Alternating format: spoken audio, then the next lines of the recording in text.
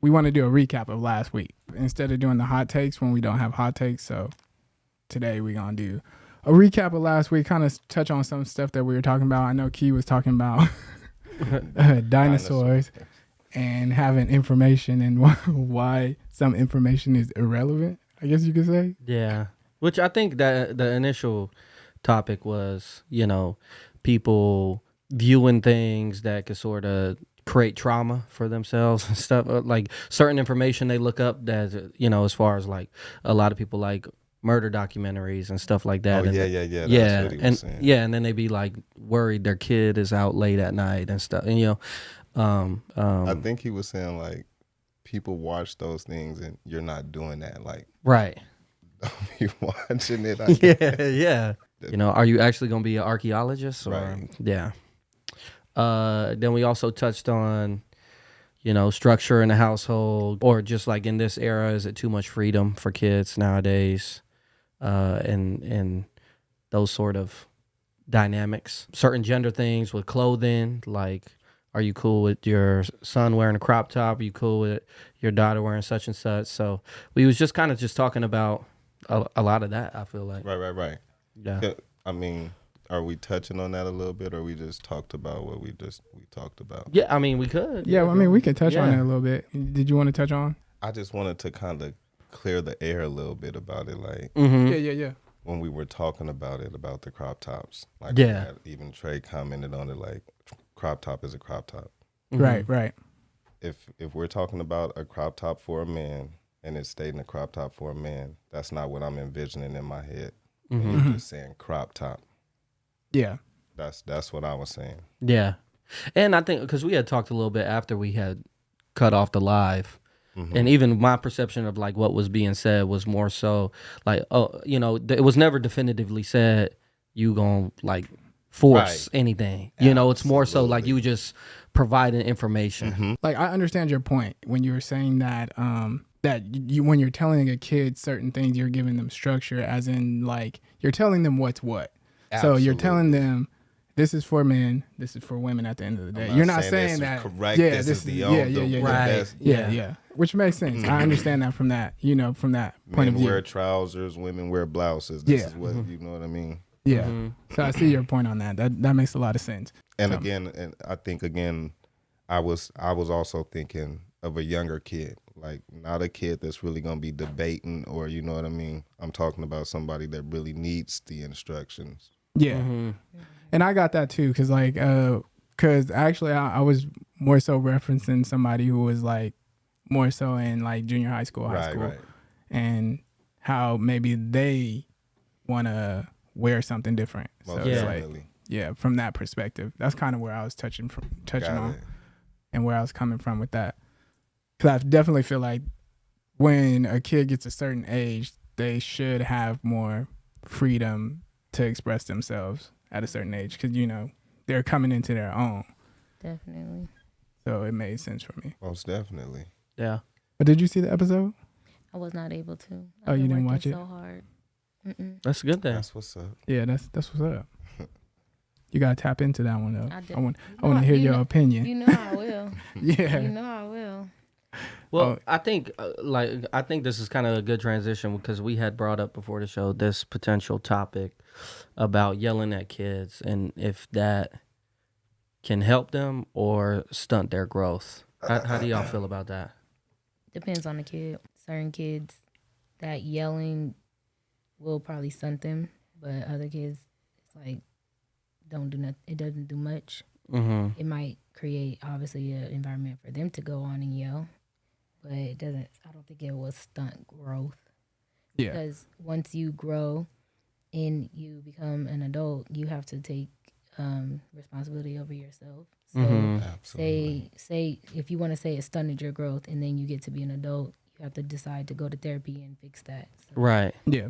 To say it stunted your growth is just to say like, oh, you messed that kid up. But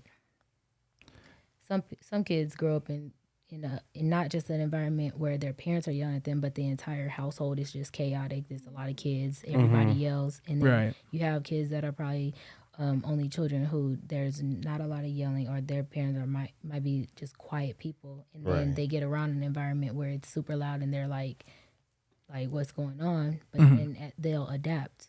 I think as people, as humans, we adapt to a lot of things. Yeah, I agree. So do you think that yelling at kids could help them grow? Again, depends on the kid and the circumstance. Yeah. You know, some kids need that to push them. Like my dad, he's a coach. He yelled all the time. And for some kids, they needed that. Other kids, they might weep and cry. Yeah. Like, and he didn't care. He's like, you know, man up, quit crying. And he used to tell me that. And then I'd look him in his eyes and say, look, you're not finna yell at me. Like, you not for here, not for sports, you're not finna yell at me. At home, I might need to be yelled at a little bit because I don't listen. But for sports, that's not gonna help me for that. But the next kid might need that person to push them. Right. But like you say, you understood that all in all, he just wanted to better you. Right. And when kids don't understand that, it's literally detrimental. Right. But you have to be able to explain. So I just had a situation with I coach cheer, and a coach yelled at a girl, and then she later came back and said, well, it wasn't my fault, and she really hurt my feelings, and it was, and she shouldn't have. I said, so you tell me you ain't gonna take no accountability for nothing that happened? And she's like, well, I said, tell her don't take it personal, because she wasn't yelling at you as a person, she's yelling at you right now as a captain, because you did have some responsibility there. Right. So when I told her to her like that, she's not hearing just her yelling at her, and she didn't take it personal. But for the first stung, like that sting that she felt, it was like, you yelling at me? Like, she was hurt. Like, she was ready to not even be cool with the coach no more. But it's like, nah, you got to explain it to him. And that's all it takes sometimes. So now the next person or the next leader that does yell at her, she'll remember, like, don't take it personal. Yeah. And I think that's important, though. You know, I like how you said that it was explained, because in some instances it's not explained. But that's why I say, like, I would say I agree with you on the fact of you saying that it depends on the person. I also think it depends on the situation too. Definitely. Because if you're yelling at somebody for something that does not permit yelling, you know what I mean? And it's just like, I'm just yelling to yell type of situation. Like, I don't think that's going to help the situation. Because, like, how are they going to retain, like, what they're being yelled at for? Right. You know, or is this something that permits me to be yelled at? Well, you know. Again, though, you got like she said, it depends on the kid and the situation, because she loves her dad the same. And like I said that day, if it's a coach, how I looked at my coach. Yeah. So we understand that yelling at and talking with a raised voice is different. That's what I wanted to say also. Like, when you're saying yelling, are you just saying, like, yelling at the kid, like, sit your ass down, you motherfucker? Or are you just saying, hey, you need to do this better, work harder, like she said, suck it up? What type of yelling are we talking about? Yeah. My bad, because I think there's some context in this that I feel like is important. Because I feel like we just saying, like, oh, the kid has to understand, but sometimes I feel like it gets overlooked that the maturest person in that dynamic doesn't have to take that accountability, right? Like, you in your example, you are explaining to this kid what the other coach should be explaining.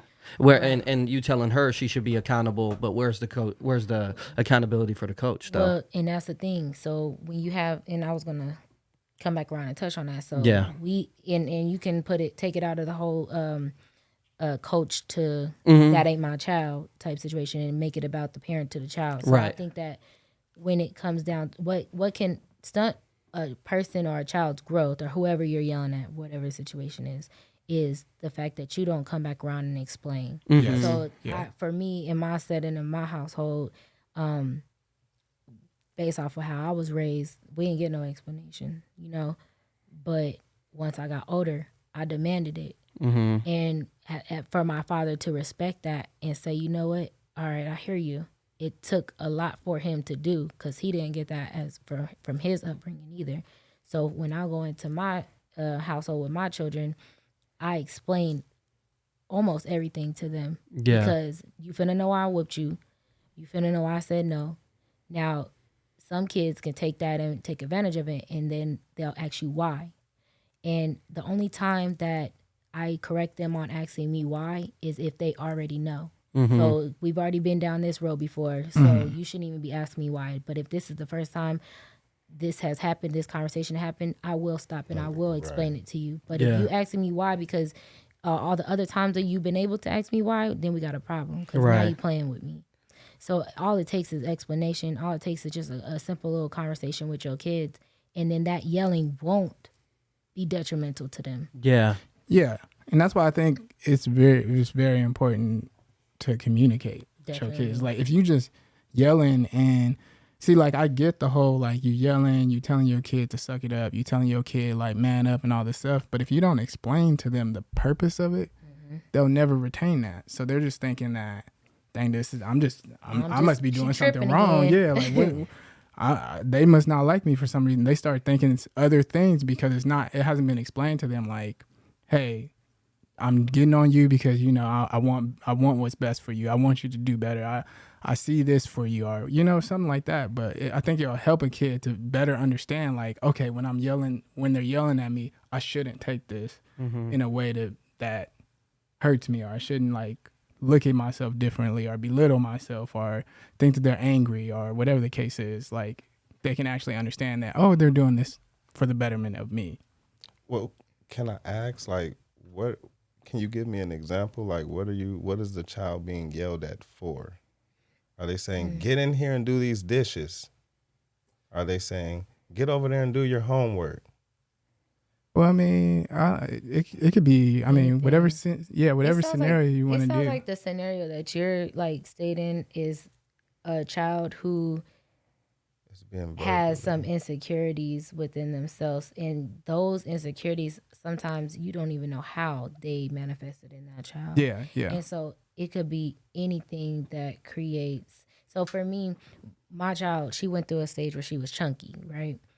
And everybody has something to say about it, and there's always such like a little haha comment. And I used to check every single last one of them. Right. Don't let me hear you say anything about my child's weight, because those are the things that will start manifesting insecurity into a child. And then when you go and you have to yell at them, they break down, and you're like, wait a minute, what happened? Like, why are you so sensitive? But it's like all those little stabs here and there.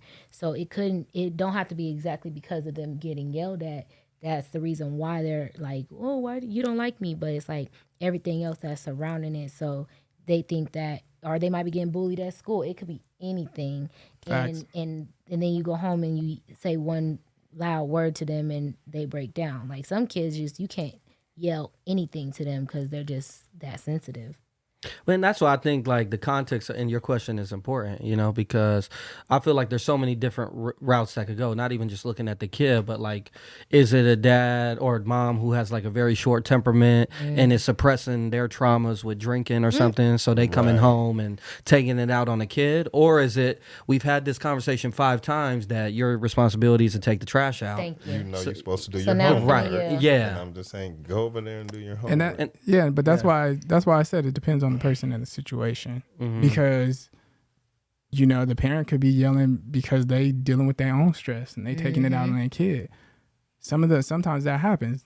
You don't even know why you're being yelled at. And if you're dealing with a household like that, and then you go off somewhere else and then somebody else yells at you, you take that same type of environment with you. You know what I mean? So now you're thinking like the same thing that you're thinking at home, you'll be thinking out there in the world when people's yelling at you. But that's what I think, to Blue's point, is that you get to a certain point in your life where everything has to be self-reflective, and you have to look at things that you're no longer going to allow to burden you. Right. And within your dynamic of the people who used to yell at you, hopefully they've grown as well, and you can have those conversations, as you've said that you have went through. I've also went through that as well, and y'all both grow from that. But I agree. Those throughout your development can have stunts on your growth, but it gets to a point where you become you either gonna turn it into a cycle, or you gonna address those traumas and get better from them, and not allow them to burden you no more. Right. I agree. I agree. It just healing trauma comes through time. Definitely. It definitely comes through a lot of time. Like I don't think it's a overnight thing or a quick process. So Yeah. any trauma that somebody goes through, it all depends on the person of when they can be fully healed from it, from those certain whatever it is that they're going through.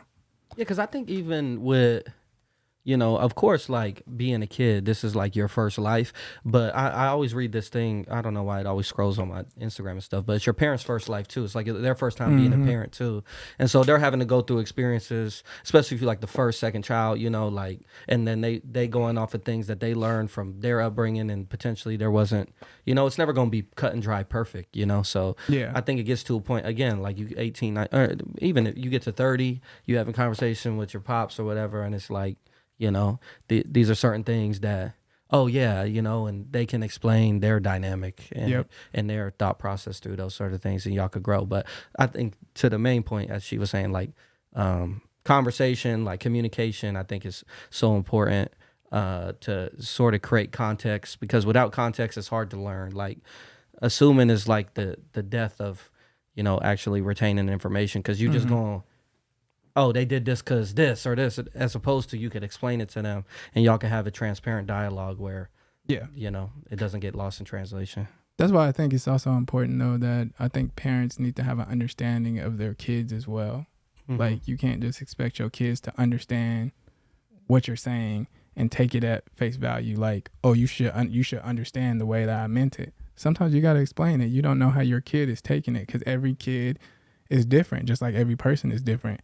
Some kids might not take it the way that the last two kids took it, or the first kid took it, you know? So it's like, I feel like there has to be some level of understanding to be like, okay, maybe this kid's not, this kid seems like they're not taking it the way the other ones. I might need to have a sit down with this one. Yeah, they be two different kids.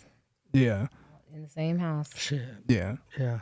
Everyone is their own person, you know? I believe it, though. But speaking as a parent, like if you feel like that it's working, you wouldn't think to change it. Especially if the kid did nothing, you know what I'm saying? You didn't do anything to the kid physically, or nothing detrimental happened. It didn't harm the first two kids or whatnot. So you wouldn't know that saying, get your ass in here and go do your homework is going to make this kid feel so sad, or you know what I mean? Yeah. I get you on that. And that's true. You wouldn't know, but I think over time you'll start realizing, you know, like if this kid's acting different, or like more hurt, or more closed in, or closed off to you, or like more jittery when you start yelling at him, this kid's probably taking it different than the other kids. On the opposite. My son was the scary one, but I knew that from the beginning. Yeah. And then growing up, when I had to start, you know, getting with him, he would be flinching. And I'm like, I don't even put my hands on you like that, bro. But my daughter was nothing like that. And so he even said, Mom, you be cussing me out. I don't like that. My daughter was like, well, she be always cussing us out. What's wrong with you? You act like you ain't never got cussed out before. But he's like, Mom, I don't like that. Yeah. So what I'm not finna do is I'm not finna cuss you out and not cuss you out. Yeah. I'm just gonna not cuss neither one of y'all. We gonna figure this out a different way. But what I say is what I mean. Right. Yeah. And that's all that matters. Cause I don't have to cuss, but I mean it sounds good.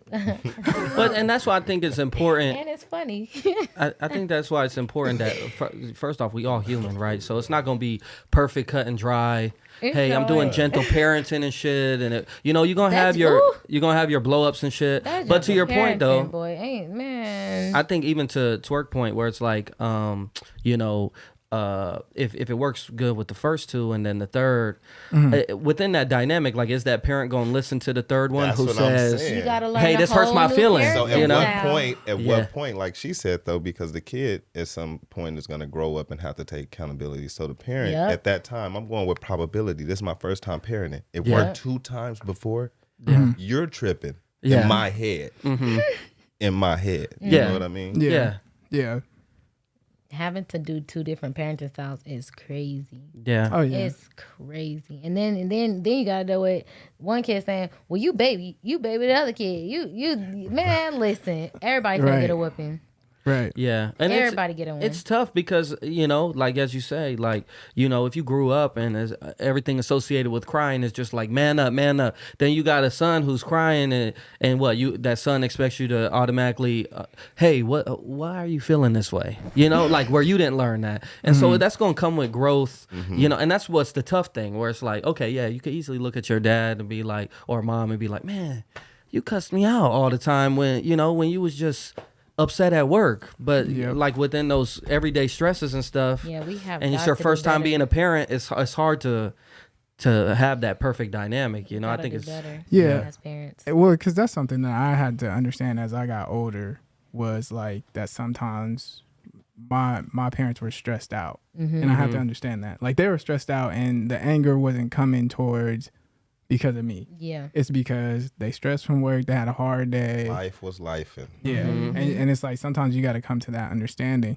But I do wish that as I got older, my parents would have like communicated that, so I knew, you know, rather than at least double back. Right, you know, like at one point we could have had like a sit down where it's like, you know, I was going through some things, because then, you know, if you know the struggle sometimes, like what your parent is going through, it kind of helps you to be like more sympathetic. We don't want to tell our kids that. I know. Yeah. My kids think I'm rich, living life, and I love it. Go ahead and think that, baby. Yeah. Until you expect me, I tell my kids all the time, it's okay to be spoiled, but it's not okay to act spoiled. So don't treat me like I'm just, you know, rich. Don't treat me like that. But you can think that.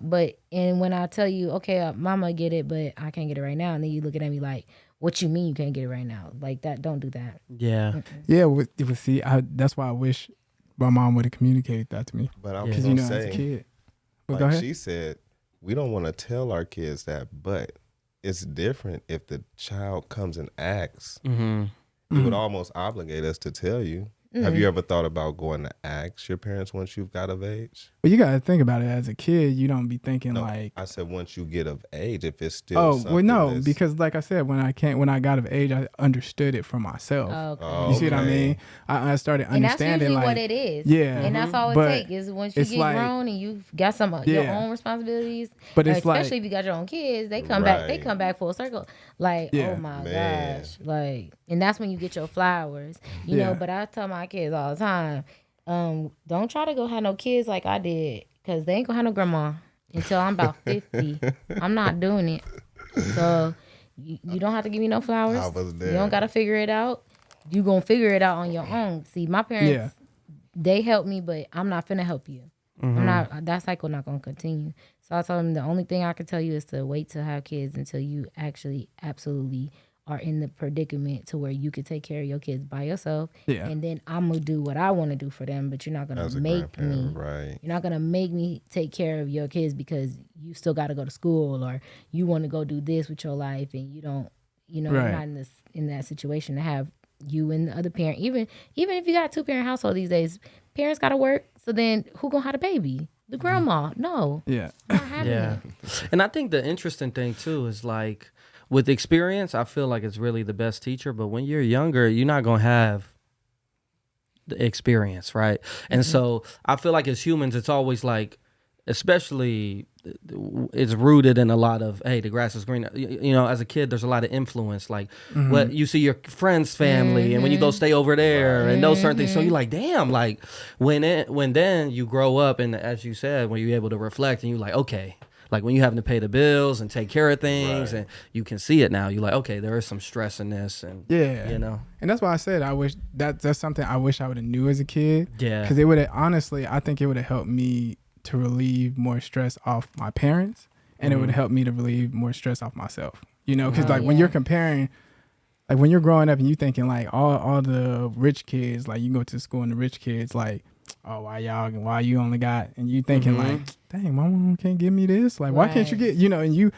giving your mom a hard time, and then it's like, dang, if I would have knew, I could have backed off my mom, but then I would have also understood when these kids, okay, we don't got the money for that. That's okay. You know, instead of just being like, dang, why don't I?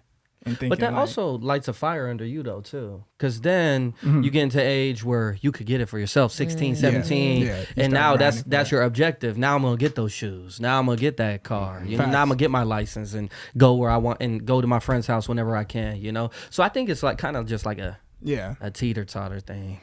It is for sure. Yeah, I agree with that.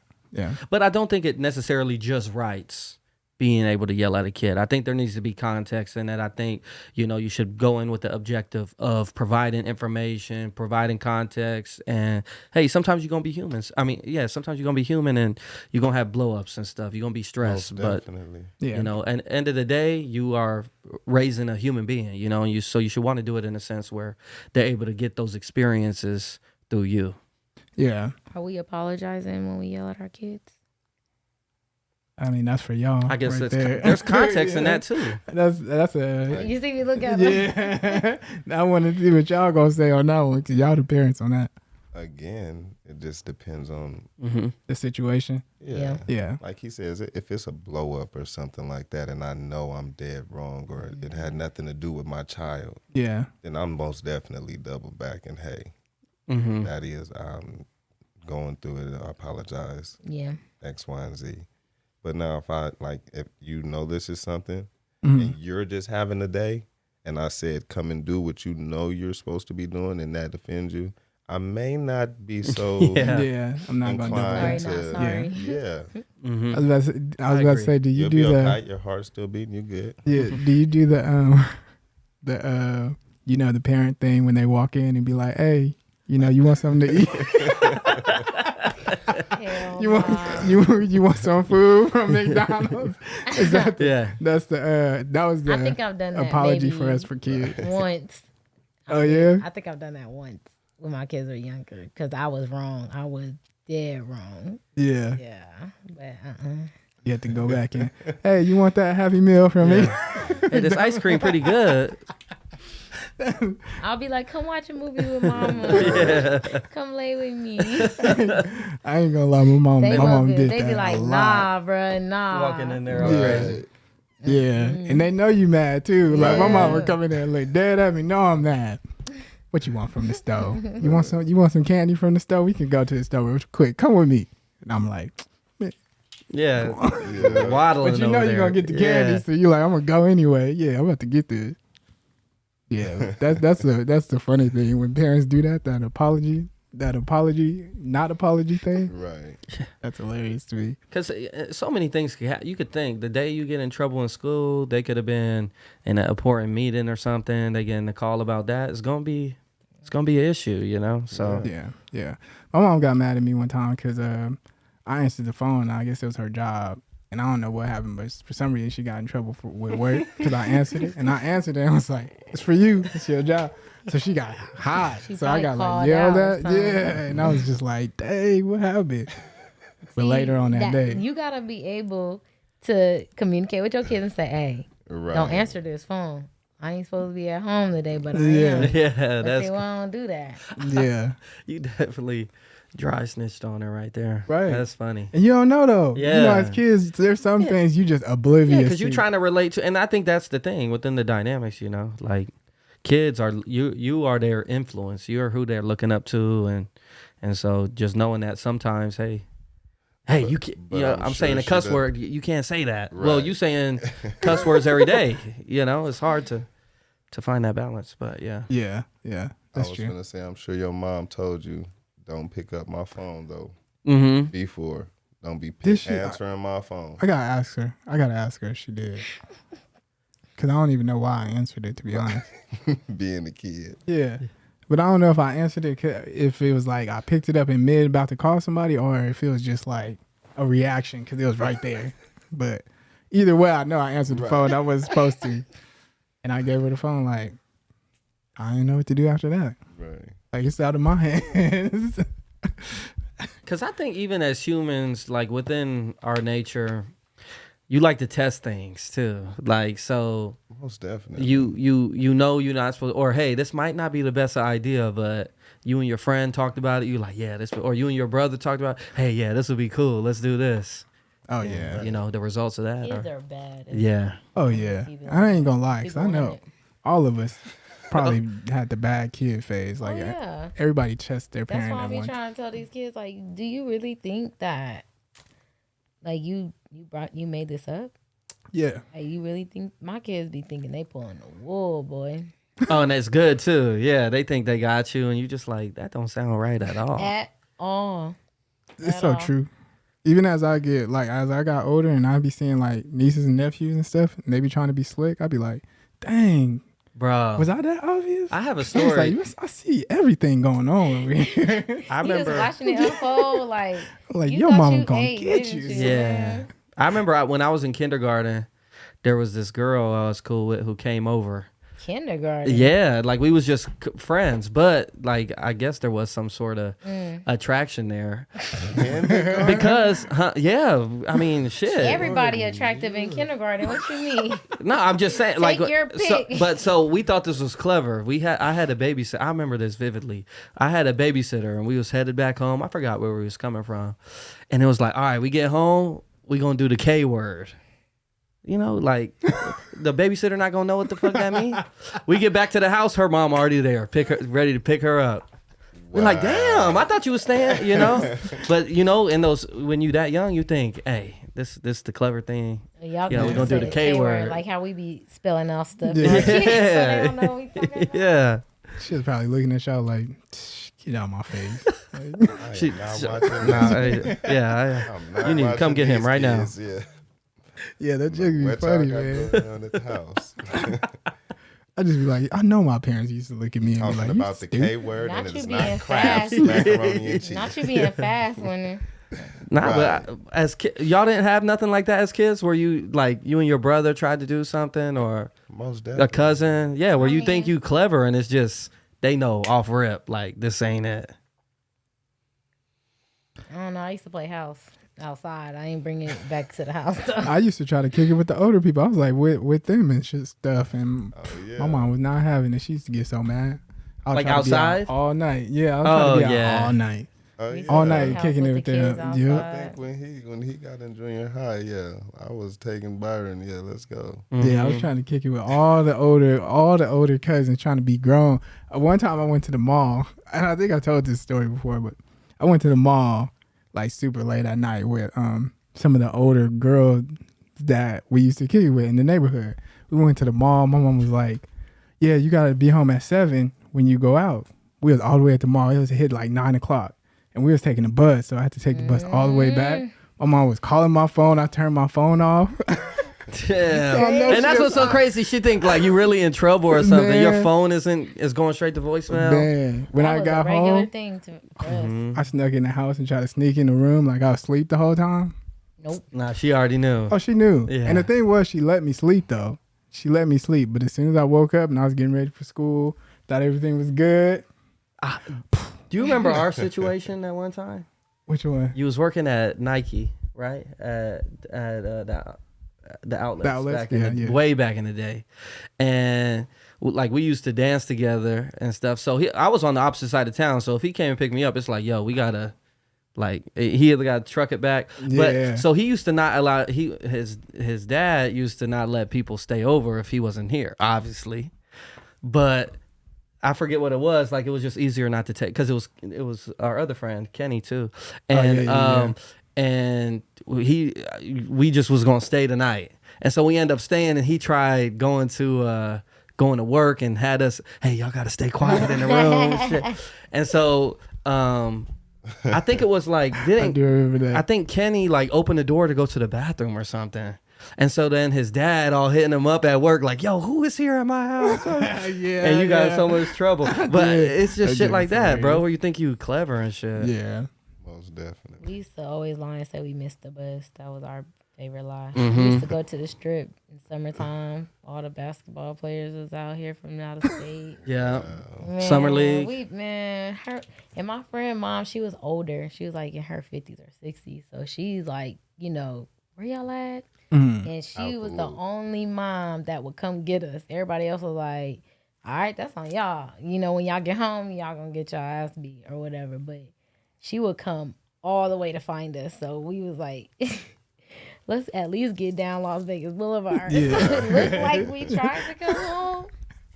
And then one time we did it, we was actually gonna make it on the bus, but didn't know the bus stopped running at like 2. Mm-hmm. Oh, dang. We was stranded, Y'all so we got had got. to call her. Yeah. Oh my goodness, we had to hear her mouth the whole way. Oh, I Nah, bet. that's crazy. I bet as soon as you called. But we had so much fun.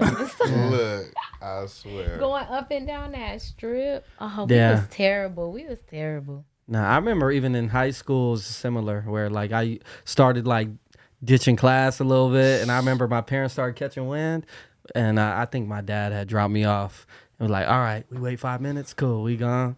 I see him coming right back around waiting for my ass. Nah, get in. Taking you right back. That's hilarious. That's my dad did that to me. Only I ditched on campus. My dad worked at the school with me, and I had an early bird. I wanted to be in the breakfast club. We called it the breakfast club. Like we in there kicking it.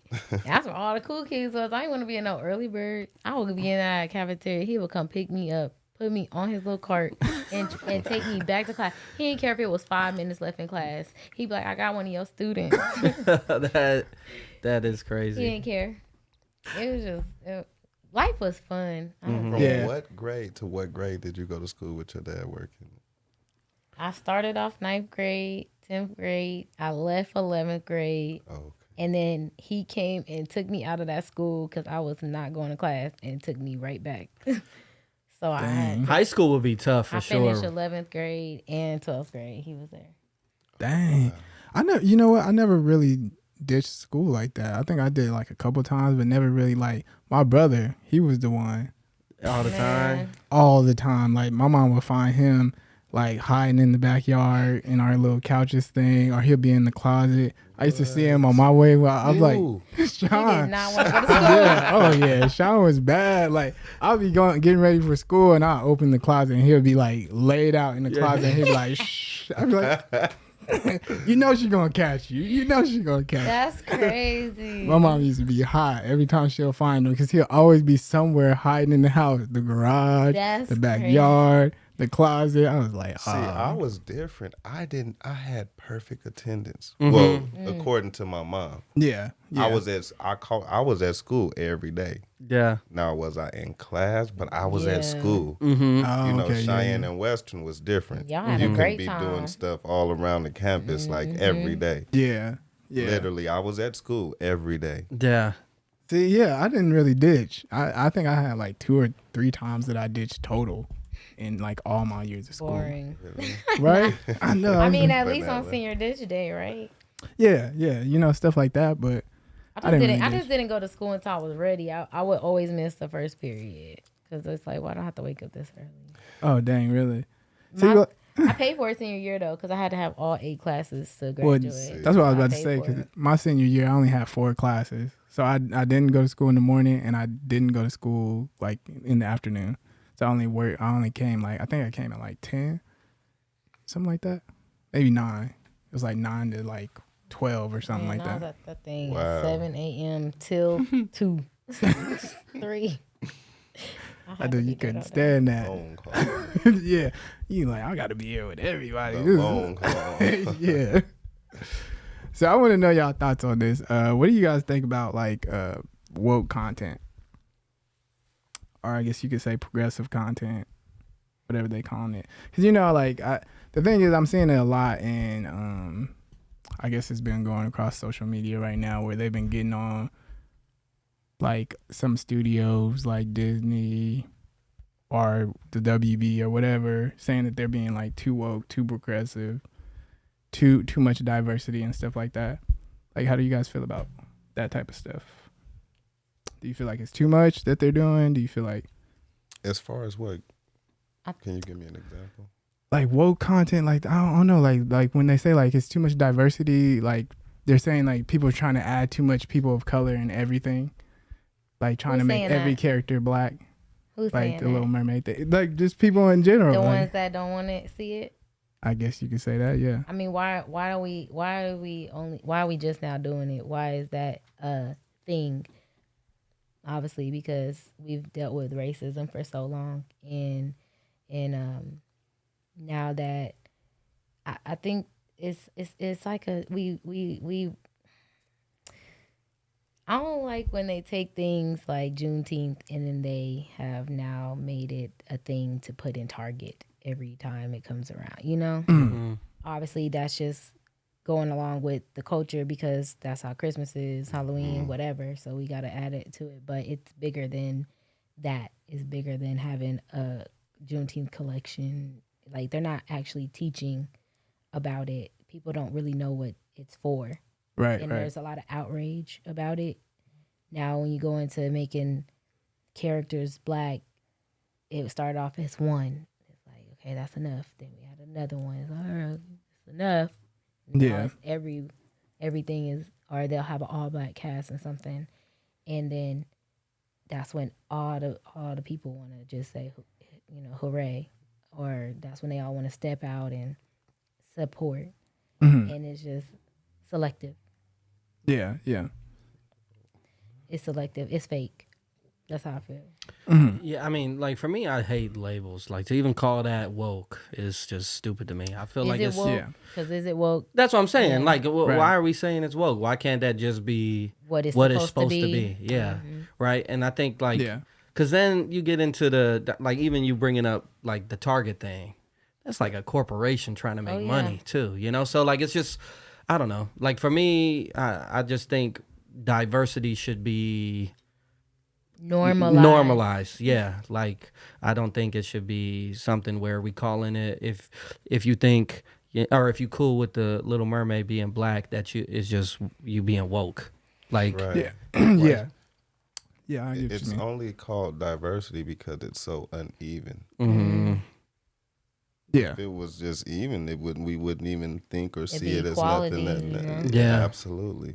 But I mean, they say the same thing for like when they have gay content in kids shows. They call that woke too, and they say that's who said that was excessive woke? too. Like that's what like a lot of the you masses saying they. Like, which person said? Who's saying that? That's what go to their house. But in general, Who like said that? like one of the examples that we've talked about before on the show, I think, was I don't know if you guys seen like the Lightyear show, but there's like our movie. The movie I seen. Yeah, there was like an outrage on that movie because there was like a kiss between two women in like a small little section, but people were outraged about that. And like the same thing with the Eternals, so they're starting to say that this is being pushed on people. Though. They've been doing that though. It's just they've been hiding it. It's been super secretive. Or it's been, you know, underlying. You have to really pay attention. Right. And now they're just so out with it. And we're here. We are. We're in 20. You know, we're in the 2000s. We're in another century right now. And y'all are really acting like this is new or Right. why are you so outraged? That's why I said it's selective. You're really mad about that. Like, I don't want my kids watching that, so I'm not gonna watch any more Pixar movies. I'm not gonna. Okay, don't. And that's the thing. That's the fact that here we are in this place. You have the choice, because there was a time where people didn't have a choice in what they got to do. They couldn't go and do that. They couldn't go and watch this. And now you're mad because you have a choice. Like, you're selective. Yeah. It's just, you're just mad about nothing. And I agree with you on that. I think the biggest thing too, just with like diversity, like it should just be more appreciated. I think like even like, you know, I love the feeling of like a culture shock. Like I could go to like Brazil and like engulf myself in that culture and like appreciate it for its diversity. And I feel like if you closed off from that type of stuff, that you really suppress yourself from actual socialization in my opinion. But like for instance, like Mexican food and shit like that. Like if we just suppressed everything where, you know, only people who look like you, act like you is all you want, is all you do, and if anything else is woke. You know, like I don't know. It's just it's just crazy to me. I think it should all just be sort of normalized, and you know, there's different cultures, different preferences, everything, and everyone could live amongst each other, and it don't mean you gotta partake or anything, but everyone could do what they do and it not be judged or anything. I agree. It is more in the forefront now more than ever, but like she said, it's nothing new under the sun. Yeah. But we have to also consider the fact that social media it just makes it seem like that because Yeah. you're I getting agree. everything in such a click and such masses. It just seems like, oh, it's You've hit, never it's seen hit it before at because this it at this wasn't magnitude. broadcast. Yeah. Absolutely. That is a great So point. to some people it might be new, but to call it woke is they Right. just heard that word because it was, brought out, and then here comes woke culture and now and everything is capitalized off of. So when people started talking about being woke and we've been talking about being woke for so long, in school days they have an entire scene that says wake up, literally. And so wake up, what are you waking up to? People now they're saying woke, but what are you really waking up to? You're just making up stuff. It's just a now. label now. That's what. Yeah. Exactly, and they throwing that label on Right. anything, and it's I like think y'all that's done why lost it. Y'all she's lost saying like, still. who is saying that? Yeah. Because it's like we, Once 'cause we find it's- out who said it, then we'll then we know. know. Oh yeah, okay. Because also it's like, what is your woke? yeah. What do you consider being woke? Yeah. I think that's one of the issues though with that whole term in general.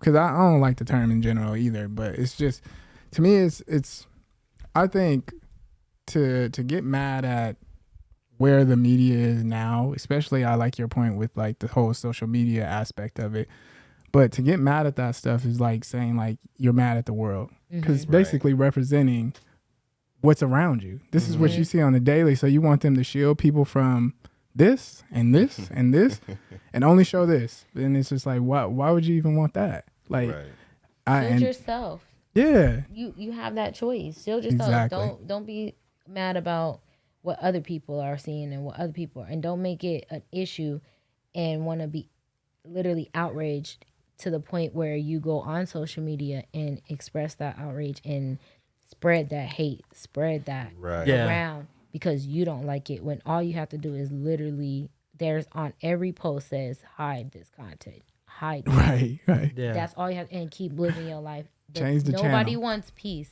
Everybody wants discord, and Most that's the whole definitely. point. That's the reason why there's words like diversity, because of the fact that there's so much hate around in the world, and there's so much turmoil, and Dang, there's yeah. so much separation that there's no such thing as unity, equality. Those words are being overshadowed by words like diversity, because being diverse means, oh, we're trying.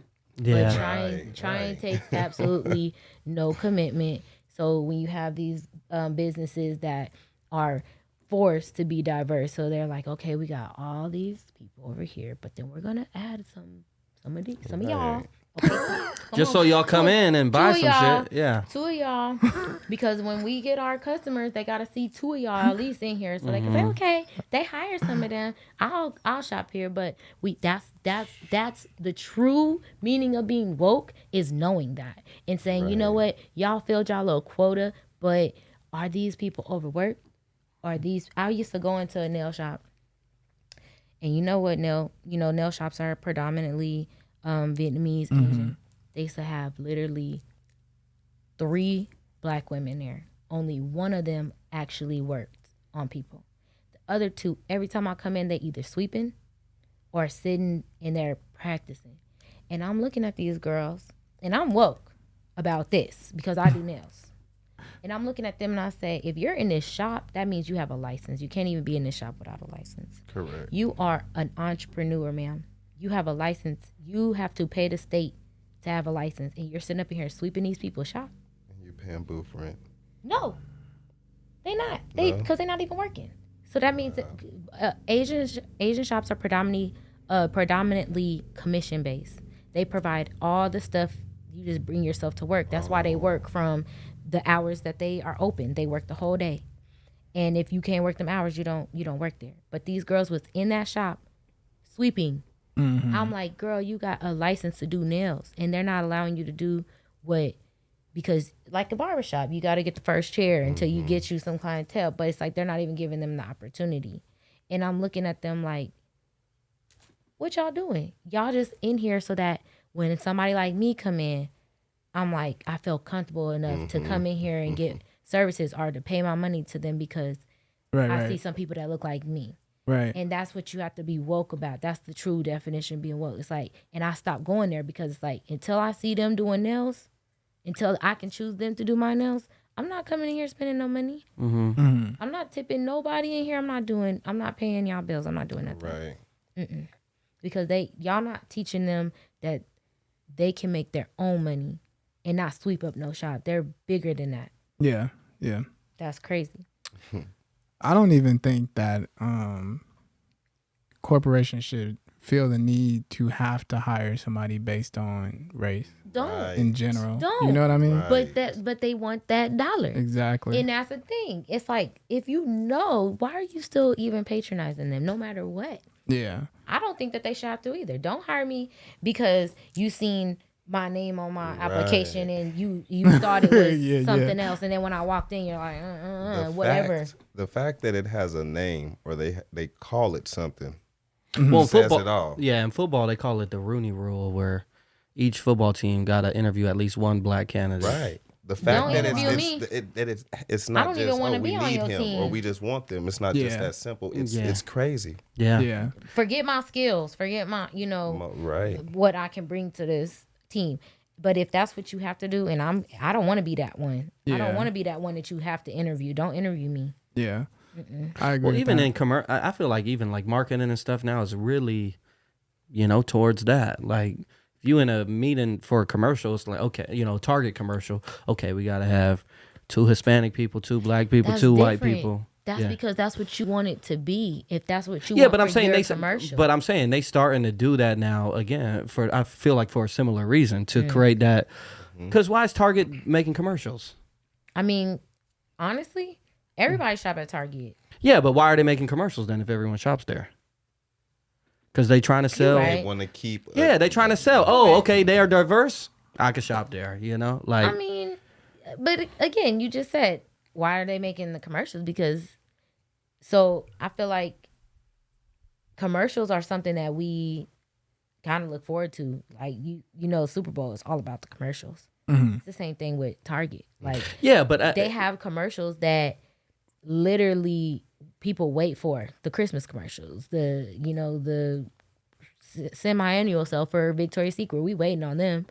And if even that little bit of a reminder, you're not thinking about it, but then you watching your show and then that commercial come on. That's why they really making them still. Yeah, but within those, that's a marketing budget for definitely growth. Everything about it is all marketing. And so, and that's what I'm saying. They having to diversify their targets now because for that reason. Yep. It's just the way of the world. Yeah. But I do see a little bit of what you're saying there is like with Target is because like a lot of Target's already pretty diverse in who goes there to shop. Oh, definitely. So of course they got to kind of put that in their marketing because it's like these are the people who shop here. We want to represent all you guys. We want to show you guys that you guys are all included. But to that point though, was those the commercials in the 90s when No, people Target were still was a white. when people were still but we've evolved. Yeah, right. Yeah, which most I'm not definitely. saying it's necessarily a bad thing. I'm just saying more so. Yeah. I get what you're saying. Yeah, like- it is. It's like That's they what making woke sure they means. getting You see how Smith's got Smith's in them dang songs and right. What? They got bringing them. they got theme songs now? No, they got like old school songs jamming on the yeah. commercial, and they got them Yeah, backing it up, Yeah. and we riding right to Smith. Like It's lit. It's lit. It's lit. like a party literally, down no, here. literally. Smith's little commercials are cute. Instacart got commercials, but that's new. But you think about it. Why does Smith's really have to make commercials? Everybody, you find the closest shopping center in your community, and then whatever you like, if they offer the things like certain, now everybody can shop online. Now everybody can just do pickup. It's like those are the things that we are marketing, and that's why. But they want to make it to where everybody comes. If they only put certain people on there, you gonna watch that commercial and be like, Yeah. But then also, on the other end, because of it being so diversified, that's stopping some of their clientele as well. Because we have the people that are mad about Little Mermaid being black, and they don't want diversity. So it honestly seems like it's balancing everything out. Yeah, because I think it gets to a point as business owner where there's certain people's business you don't want. So hello. If that's how you feel, that you mad that we need more selling business owners like that. Yeah, Black Right. Little Mermaid doll. Yeah, That's need not more my business issue. owners like that. Yeah. I think getting mad at a Black Little Mermaid is so petty. That's like crazy to Why me. do you care? Yeah, it's like It's not like they erased the other one. yeah, Mm-hmm. They're just making another one. yeah. The classic is still there. Everybody loves the classic. Mm-hmm. Nobody said they hate the classic and they want this one. Like it's just the way of the world. Like, But I mean, like, why even get mad at? Because to me, she was great for the role. Like, she was yeah. good. She was was a good good. movie. It wasn't like she was like, like somebody. It didn't look like she was just interjected. It looked like they picked somebody who was really good. She could sing, she could act, and it was like they picked somebody who felt like they can fill that position. But I don't think it was about the Little Mermaid per se. It was just about like her being black. Mm-hmm. Yeah, You know yeah, what yeah, I mean? yeah. and Like they made it she about other said- things. They made it about other things, but it really wasn't nothing else. It was just that. Like you said earlier, though, like if everything was just peaceful, things would be a lot better. But Yeah. the world is run off chaos and controversy. Yeah, Mhm. yeah. So they didn't do it they knew that this was going to be the topic. Oh yeah, Yeah. and it White sold mermaid, the black a mermaid. lot of. Yeah. Well, I always hear like in those certain circumstances, people say, "Oh, now they trying too hard." Yeah, yeah. And it's like, well, sometimes you gotta try a little hard to make change. Like if that was the normal where every Disney princess was white and those certain things, at some point it's gonna be considered trying too hard when you changing it. And that's why I say with the label woke, it's just it's turned more into just a label as opposed to the meaning of woke, Yeah, like they you lost waking the up from meaning. something. And like I remember and I had to go through the experience of it, but like growing up, I remember I got pulled over by myself, and I was my license plate was expired. Just talk to him, cool, I'm able to get off. I remember I got pulled over with 3 of my friends, all black, in my back seat, and there was just a lot more issues in those certain circumstances. So when you go through those experiences, it's not that I'm saying I'm woke or something like that. I just been in scenarios where I wake up to like, oh damn, this might be the regular occurrence. Before that, did you believe that it could happen? As far as what? As far as it being an issue if you weren't by yourself and you had. Did you No, think, because like, my experience is like I could talk myself out of anything. I just did No. it. What I'm saying is, before that, did you like if you were to have a not an argument, but they say, man, you can get off, but I wouldn't get off, and you're like, nah, you can get off too. Like, Yeah, probably. You thought Yeah, that? for sure. Yeah. Yeah, that sucks. Yeah. And that's what I'm saying. Like, you got to go through those experiences, or you go through experiences and you understand, okay, this person's not bullshit. If this person actually feels this way, and that's why I say, even when we was talking about like raising kids and stuff, if a kid is telling you, hey, I feel this way, Yeah. it's not always you know more than this Right. person. Like y'all can have a dynamic where it's like, okay, let me listen to what this person is saying in their experiences and validate that, as opposed to everything's like, no, you living in your own bubble, and it's like, hey, I got off when I got pulled over, so it's no way you can't, Right. Yeah. Definitely. That's a good point. I like that. Yeah, woke content. Interesting. Black mermaids, people getting angry. I just don't get the point of it. It just doesn't make any sense. It's angry. Let's talk about these open relationships. Exactly. That's what I was about to say. Let's get on the open relationship. First of all, I just want to know you guys' overall thoughts on open relationships and like Throuples and stuff like that. I want to hear from y'all first. Come on, Pressur. Come on, Pressur. I like them. Period. That's a good way to keep it. Just keep it simple. I like them. I guess my biggest question to open relationship is, what is the point of being in a relationship if you want relations with other people? That's just with the open relationship portion, not the Throuples, right?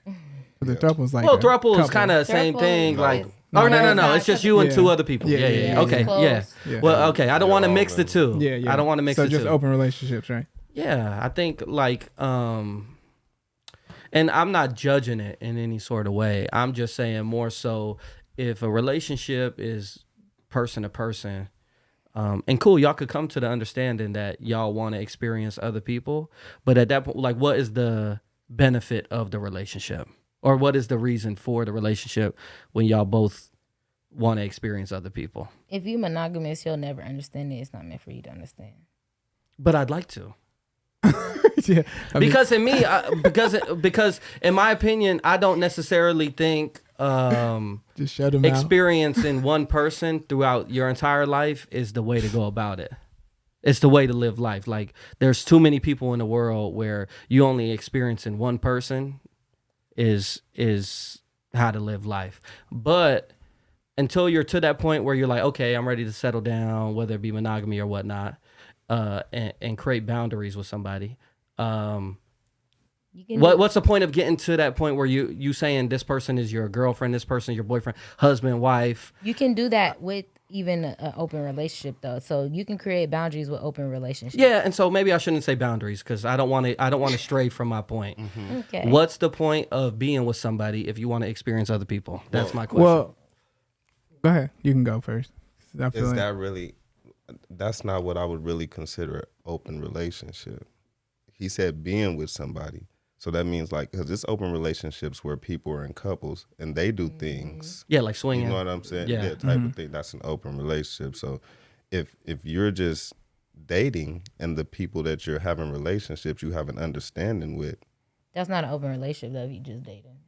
You gotta be in Right. an actual relationship and then y'all gotta decide that if whatever you decide. So you can have Right. different examples are well you like swingers. Swingers, y'all can do it together, and that's it. No, nothing separate. Or you can decide, oh well, he can go over here and do whatever he wants, but I don't particularly want to do it, so he's allowed to just communicate with me. Or she can go over here and do things on her own. Or you go into that whole poly world where it's literally a whole nother world, Right. and to sit here and explain it as far because what you're asking is why. Yeah. You're asking why. Exactly. Right. The answer to your question is because they want to. Literally, that's it. It could be a number of things. Yeah. Yeah, and that's more like because I feel like, and again, I don't know. I just feel like within like a relationship and you like committing yourself to somebody. Mm-hmm. You can do that. And still go with someone else. I was about to say you can still For me, because I mean, I went there, but then I lived it, I did it, and then I said, you know what, I don't think this is what I want to do. Mm-hmm. But for that moment, in that phase of my life, what I felt like was I do not want to limit myself from a connection with any being. So whatever that connection I get from any being, and at the time, obviously, it could have been women, it could have been men, it could have been anything, and then I'm not going to say, you know what? No. If I am connected to you in any kind of way, I'm going to let that ride. I'm going to let that wave go. And then wherever we end up, whatever beach we end up on. You know what I'm saying? Right. So within, and not to cut you off, but I just want it because the context of this. So if you don't want to limit yourself of any person, what's the point of picking one person who's... So in my situation, I had one person that was my twin flame. That was my partner, my life partner, right? Mm-hmm. So that's who I wanted to be with, like, forever. Because who knows what these other connections are. Yeah. I don't know if they're even going to be a connection. You know what I'm saying? So to say, oh, I know I'm going to have other connections, I don't know that. Mm-hmm. So, but I don't want to limit it. So if I'm with this person and then I meet someone and we do form, something happens and there is a connection, I don't want to say, well, I'm in a relationship so I can't talk to you. Or I'm in a relationship so we can't be friends. I'm in a relationship so this is inappropriate. It shouldn't be inappropriate because I've already explained that this is possibility to happen. Yeah. And there's an understanding. So going into that other situation, it can grow into anything. It can grow into a friendship. It can grow into a relationship, another relationship.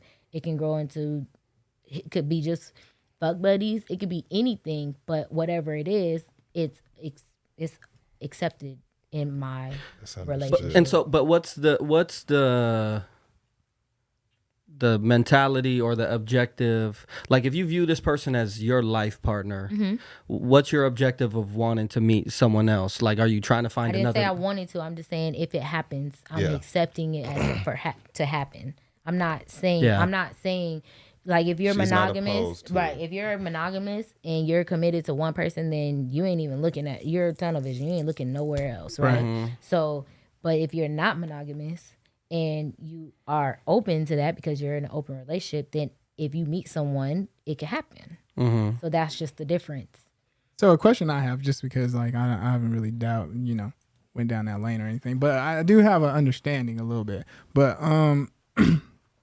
say if you were to like meet somebody and you have like a genuine connection with them, but say like that connection runs deeper than the connection you have with said person that you was with prior. How do you handle like something like that? Just like you would if you were in a monogamous relationship. No, but I mean, wouldn't like, say you would leave that person. That's what I'm saying. You said Nah, you you wouldn't. wouldn't Oh, leave well, them. no. Because whatever. So the situation I was in, it was deeper. It was deep. Like married. They were married, and I came into the situation, but obviously you can't get married twice. right? So it was just a relationship. That was it. It could have went further and it could have got deeper, but it never got that far. Regardless, there was a deep connection that surpassed anything I've ever had before. Now, was it deeper than the connection I had with my life partner? No, but it was as deep. And I wasn't even expecting that, like at all. Because when you have someone that you think is your life partner, your twin flame, it's like you don't think anybody can ever get to that level, but it was close. Like then you start thinking, I got two. Like I got two twin flames. Like that don't make sense. So I don't know. It was deep.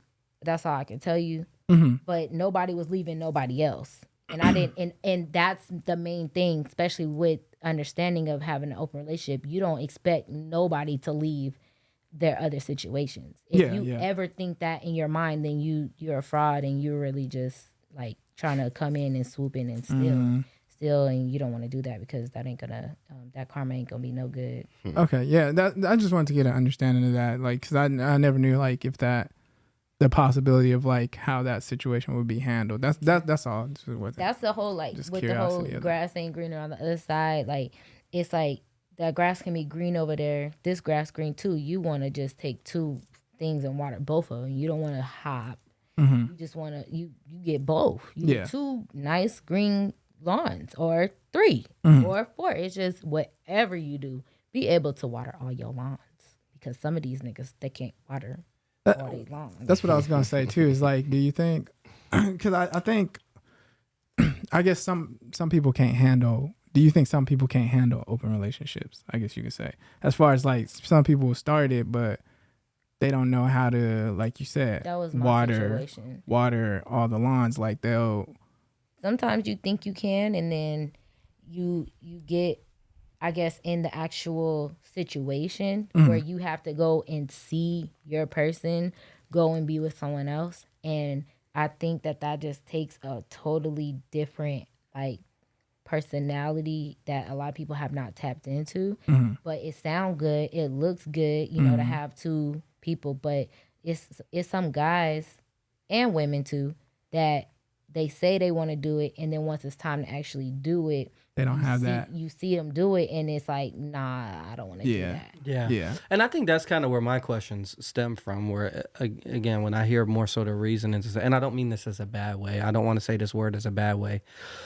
But it feels more like a convenience. Like you're worried that, okay, I want to explore more potentially. And then if not, cool, I always got this person.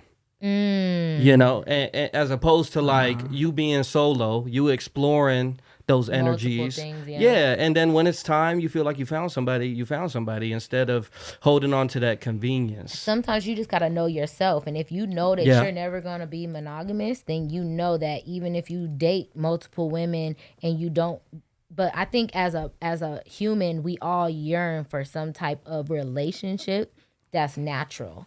So naturally you're going to want to have more than just dating with a person. And if you're not monogamous, then dating multiple people and then eventually having relationships with multiple people is just a part of your world.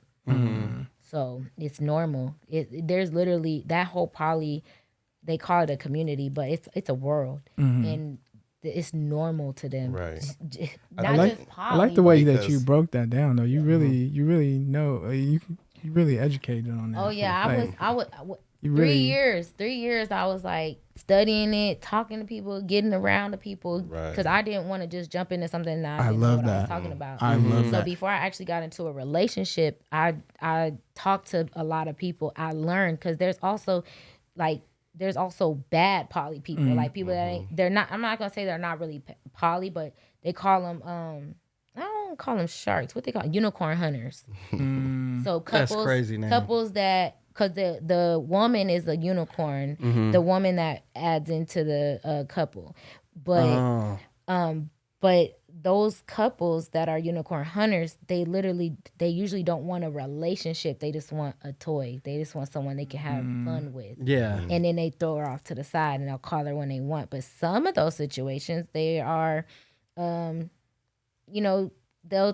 spend money on you. They'll take you on. They'll take you on vacations. So it's actually kind of, I guess, worth it. But then eventually, if they're really into you, they'll actually bring you into their cup. Like you'll become part of their relationship. Part of their relationship, They'll house you. They'll have a baby with you. They'll do all kind of things. Most definitely. And it just gets that deep. Dang, yeah, that's good. You have that most definitely, where it's like arrangement, like most definitely. But what you were saying about the convenience, I think people say that when they think like, all they think is like the sexual part of it. Yeah. Because you can be solely connected and in tune with two people. Yeah. You don't know, because you only aim to be solely connected to one. You Yeah. get what I'm saying? But you have you not loved more than one girl throughout your journey? Yeah, of for being sure. monogamous? Yeah. See what I'm- But within those experiences, I feel like each of those experiences, and as I'm talking to you, clearly you're someone who can experience multiple connections. But the women I've dealt with, It was only one. they at a think it time. can only be one, Yeah. and beyond that, there's jealousy and And those sort poly of people emotions. get jealous. We're Yeah. human. You know, I'm not going to say we because I don't like to identify, but poly people are human and they get jealous about, it might be Most it might be definitely. someone that come in and this like the fifth one, and just why you do something a little different with this one than you did with the other ones, and they like, what she got you? But you have, like I said, you have to be that person to not see your person with someone else and it bother you. You have to be enlightened Selfless. by those connections. Like, I'm so glad that you get that connection with that person. Yeah, She brings yeah. something out of you that I haven't seen. And it should be something that you're happy about. But if you feel unhappy about it, then that's when you have to, check yourself and decide, am I really poly? Am I really feeling like this? Like, Yeah. and then open relationships, honestly, the true definition with an open relationship is mostly sexual. It's an understanding to go out and not make deeper connections. That's when you get to the poly where relationships can happen.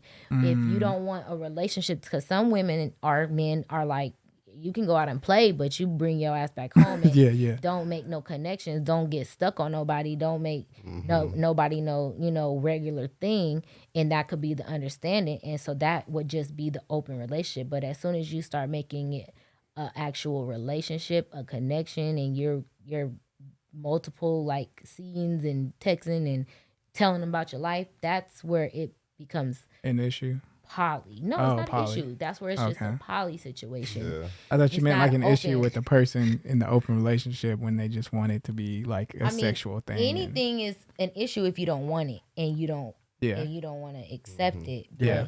that's why you have to decide, like, is this what we're doing? How are we doing it? What's the boundaries? Like, Yeah. I've talked to so many people, they have like set rules. Like, some people rules is just come home before 6 a.m.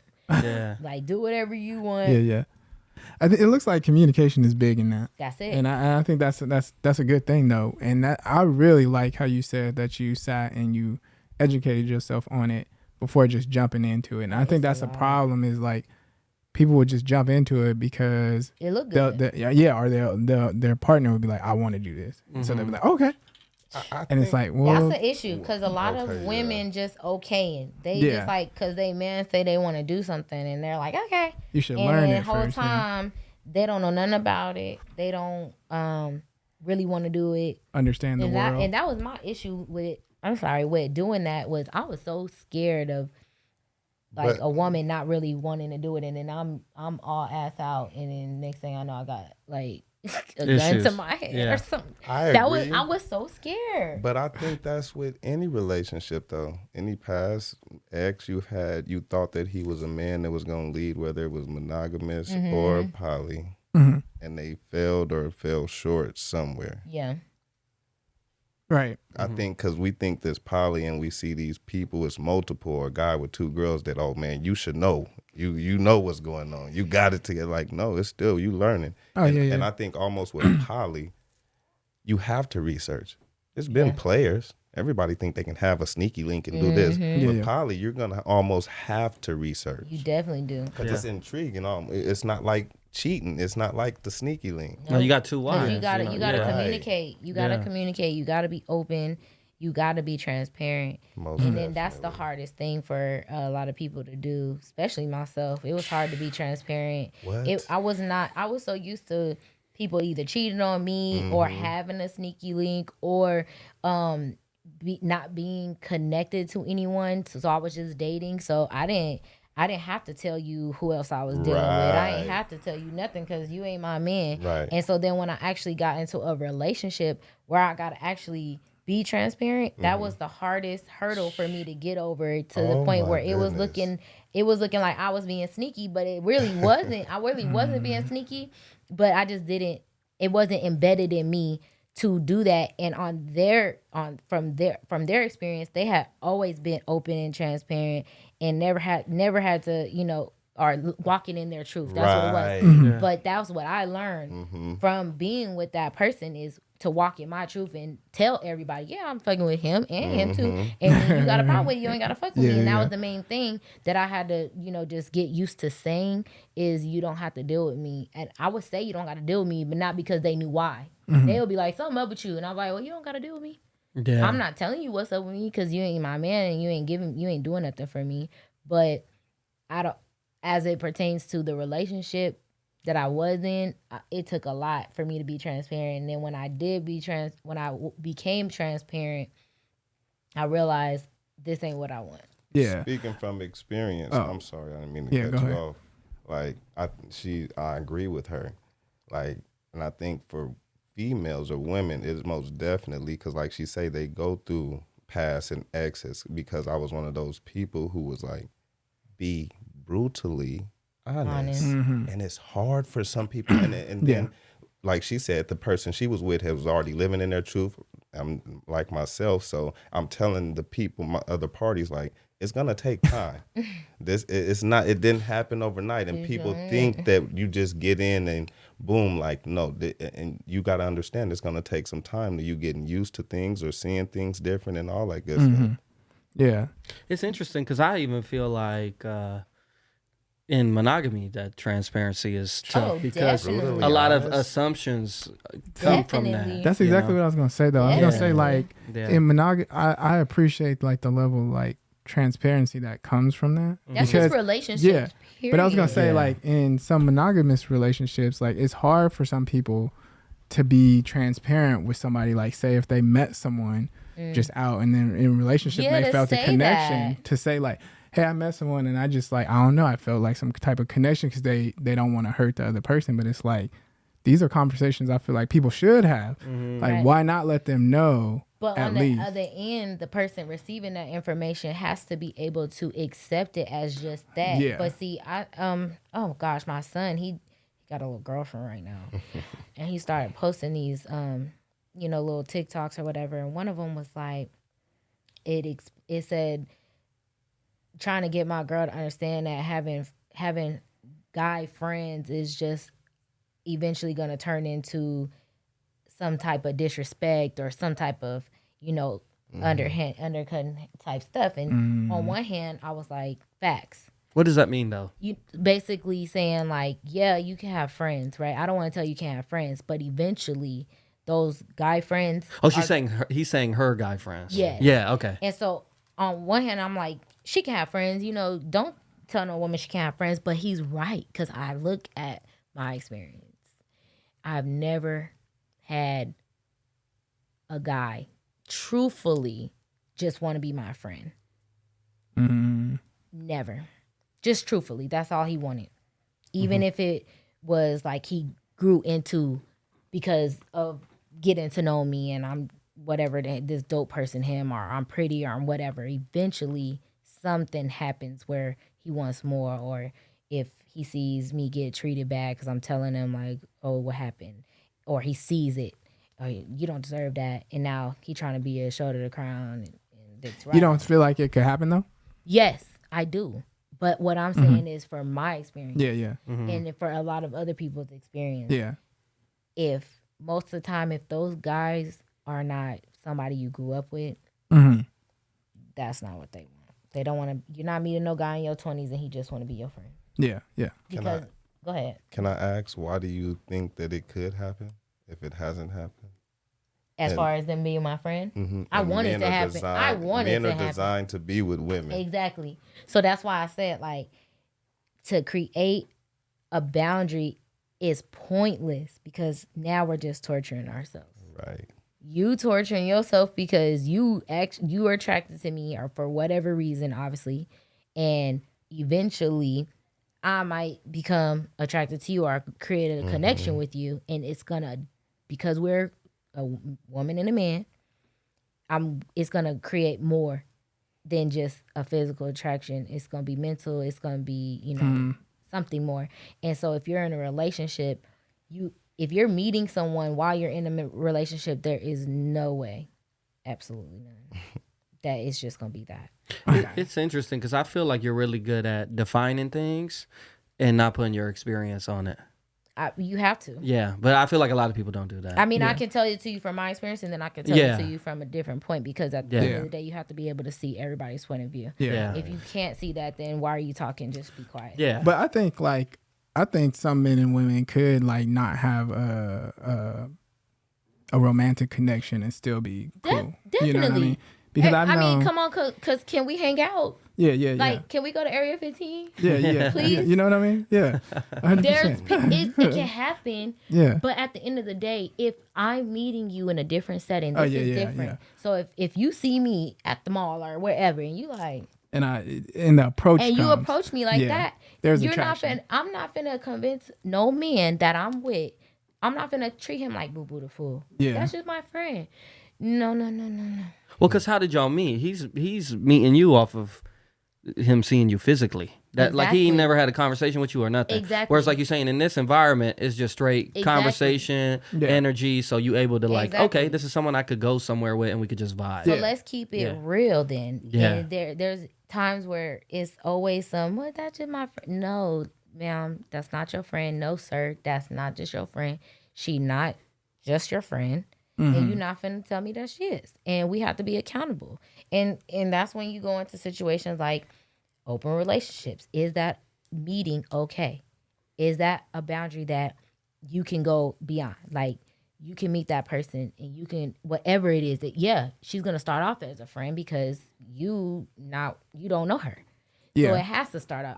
I will hope that you're not gonna meet her today and be just doing something else with her tomorrow, like she been around town. But unless that's another part of your boundary, are you only here to just have a good time? You here for a good time and not a long time. Yeah. It's like, what are you trying to do? And that comes back to the transparency. Just say that. If that's all you want to do, say that. And that's the issue. Nobody wants to just keep it real because they're talking about, oh, I didn't want to hurt you. You're hurting me.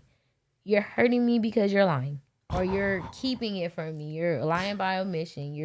You're not keeping it 100 with me. And I'm talking about from the get. She's good. Don't wait and then say it later. Like, oh, I didn't know how to say it. Yes, you did. You want to know how to say it? Say you met somebody, you liked how she looked, you thought about fucking her from the back couple You was of times. attracted. Yeah. Just say you Just was say attracted. it. Yeah. It's like it doesn't hurt to say that you. I think people need to be less offended if somebody does say that The one they find receiving someone's attractive or they were attracted to somebody. I think people need to be able to take that without like getting immediately upset. Like, oh, we'll go be with him then. Definitely. You know what I mean? It's Like a delivery sometimes too. But I because mean, it some happens. dudes be really like How check. did- They be really trying it. They be like, "Damn, she got a fat But booty." how do you It's like meet you ain't gotta say anybody? it. You ain't gotta say it to me like that. You know what I'm saying? You can just be like, "I like how she looks. She's pretty." Yeah. But even that, some people can get offended by that and think that that's like a big deal. You know, like, oh, you think she's pretty? Like, is she more pretty than me? And it's like, Oh hell. what is all this coming from? Baby, Like, why we you just- doing all yeah, that? like, Don't this do is- that. Don't ever show your Yeah, hand. Boo-boo. like that's Don't crazy. show your hand. But I think people shouldn't take that as offensive because attraction exists Exactly. and it happens, and it's something that people you can't control. You can't control like who you have an attraction to, and if you find somebody, what were you gonna say? Well, I was just gonna say, in those things, if you are somebody who can't deal with those sort of things, you shouldn't be a partner with that person. No, don't say that. You Don't say that. shouldn't. Yeah, It's what do not you that. mean? It's not that they shouldn't be that. You should be able to be transparent and say, hey, for me personally, I don't like when you say something about someone else. You can feel that way. Yeah, I mean, But you don't have to say it to me. Yeah, but okay, yeah. If And y'all you can both leave able it- to and have you have those to- conversations, for sure, then y'all are able to be partners. I'm saying more so the person who's constantly assuming and finding insecurities within themselves off of what another person Yeah, says. baby, you gotta and go heal. That's what I'm saying. Go Yeah, heal. you're not ready to be with somebody that's else.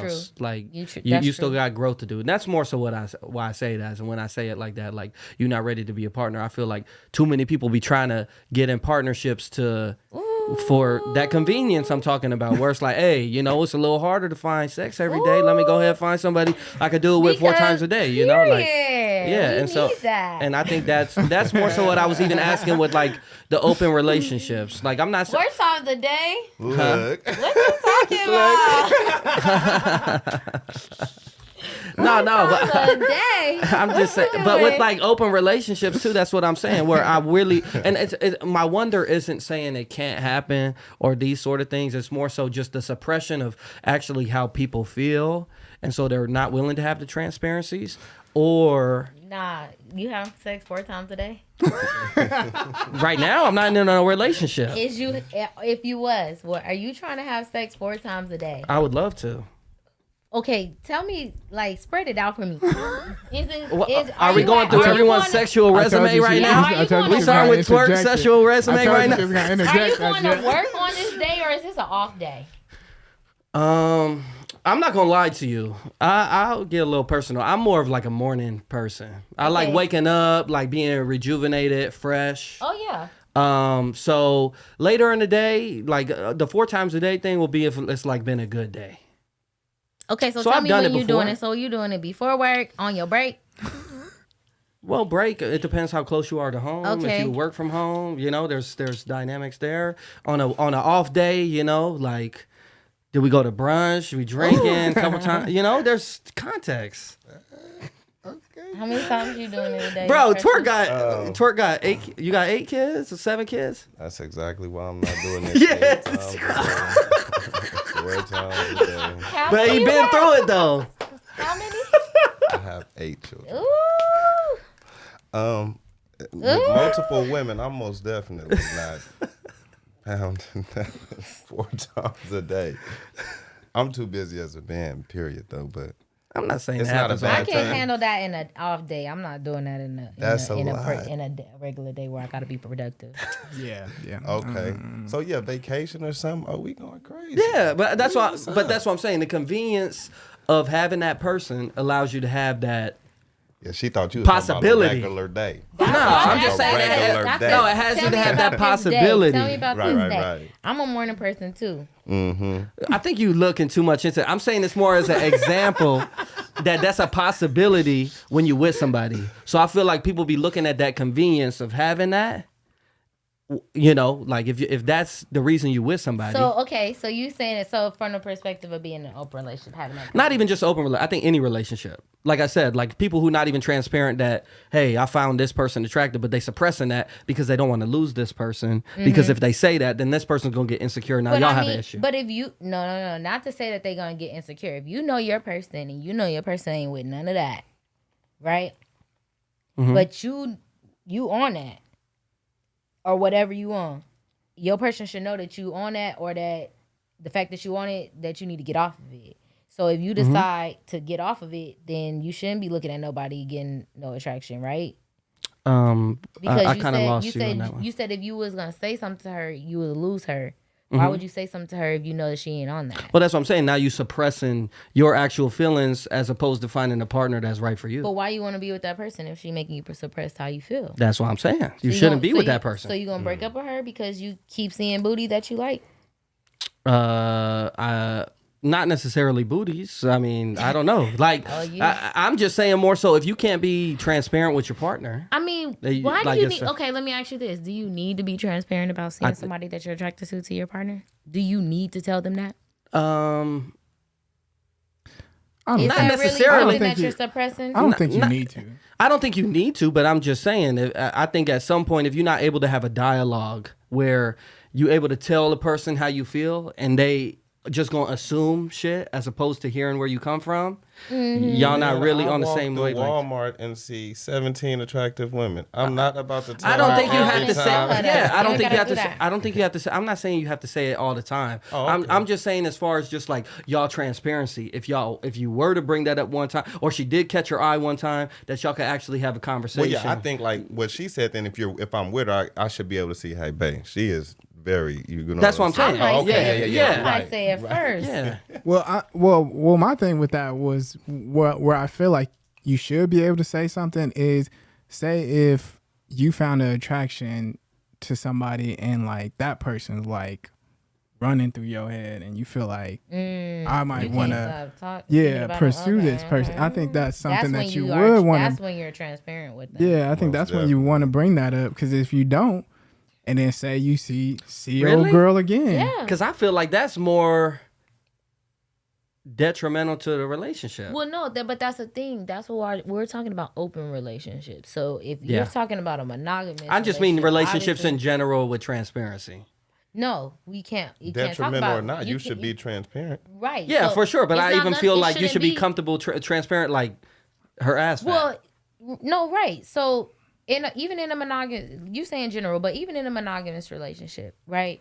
So it should be, I guess, assumed that y'all not gonna be outside of y'all stuff, right? Because y'all monogamous. But if you seen something, because we're all adults, we're all humans, we are allowed to change our mind. Right. So yeah, you went into this relationship monogamously with this person, but now you see something else that you ain't never seen before, and you like, hold up, and you talk to her, you like, wait a minute. So you gonna go and talk to your partner. Your partner has to have a choice. That's it. Yeah. It's not about it being monogamous no more. It's not about transparency either. If you tell them that you see someone and you don't know what you feel, they gotta be able to be like, okay, what you about to do about that? You trying to be with her? Yeah. If you trying to be with her, okay, I'm out. And monogamy, that's typically not the question being asked. It's, they consider that cheating at that point. Is it? Typically, consider that necessarily. I wouldn't say. I'm You not ain't saying. did nothing. I'm not saying I do. I'm saying it more. I'm talking about this more from, what's considered normal. And I know we went back and forth on this last week, but what's considered normal? Like even the typical getting into a relationship, it's already considered it's me and you. We not really exploring other things unless you have that transparency up front. Hey, this how I'm feeling. This how I'm feeling. Am I wrong on that? So wait, You're not wrong. I'm just saying, like you said, unless you have it, like right, yeah. And so I'm just saying in that dynamic now. So y'all haven't had that conversation. You at the bar or at the grocery store. Let's not even make it the bar or somewhere social. You at the grocery store. You talking to this person. Y'all exchange numbers or energy. Cool. So you go back and you say, wait, hey, you said y'all haven't had a conversation? Who? You and your partner. You saying y'all haven't had the conversation? Yeah, that you potentially are looking at other people. Ain't no way. Because in order for y'all to even be partners, exclusive, y'all had to have a conversation. Like as far as what? I'm not finna. You think everyone's having a conversation that, hey, if we together, this is exactly what you're gonna be to me. This what I don't think so. Yes, because at the everyone end is not doing that. Hold on. When you decide to be exclusive, Mm-hmm. that has to have a conversation. Otherwise, somebody think that they in a relationship with you that ain't in a relationship with you. Right, but I'm saying, yeah, like y'all are establishing, hey, we're boyfriend, girlfriend. Right. But that's typically what the conversation. It's not, hey, I want you to know that also I'm interested in polygamy or I have an open relationship, unless that's what it is. So it's already the standard of a relationship is the assumption that it's monogamous. Absolutely not. It is. Absolutely not. I think in every one of your relationships you went into, it's like, hey, I just want you to know we're monogamous. That's coming from a monogamous standpoint, though. So no, okay. Exactly. So what I'm saying is this. Before you don't meet someone, I'm not gonna meet you right now and say we're together. Mm-hmm. Right? We about to talk. Mm-hmm. We're gonna talk for a minute. We're gonna get to know each other. Amongst those talks, things are gonna come out that you respect or want or like in a relationship. Things are gonna be said, but it's not always saying you believe in monogamy or polygamy. Yes, they are. That's not always a conversation. I'm telling you, in my relationships, it do not get brought up. Well, I mean, because you want to know how you want to know how they handle relationships. Exactly. It could that conversation could happen, but I'm saying it doesn't always happen. What I'm saying is, before you go into an actual relationship with someone, before you decide this is the person that I want to be exclusive with, you have had several conversations, several scenarios happened, several different things y'all spoke about before you say, okay, this is the person I want to be in. You're not going to just say, I want to be with that person without having those type of conversations.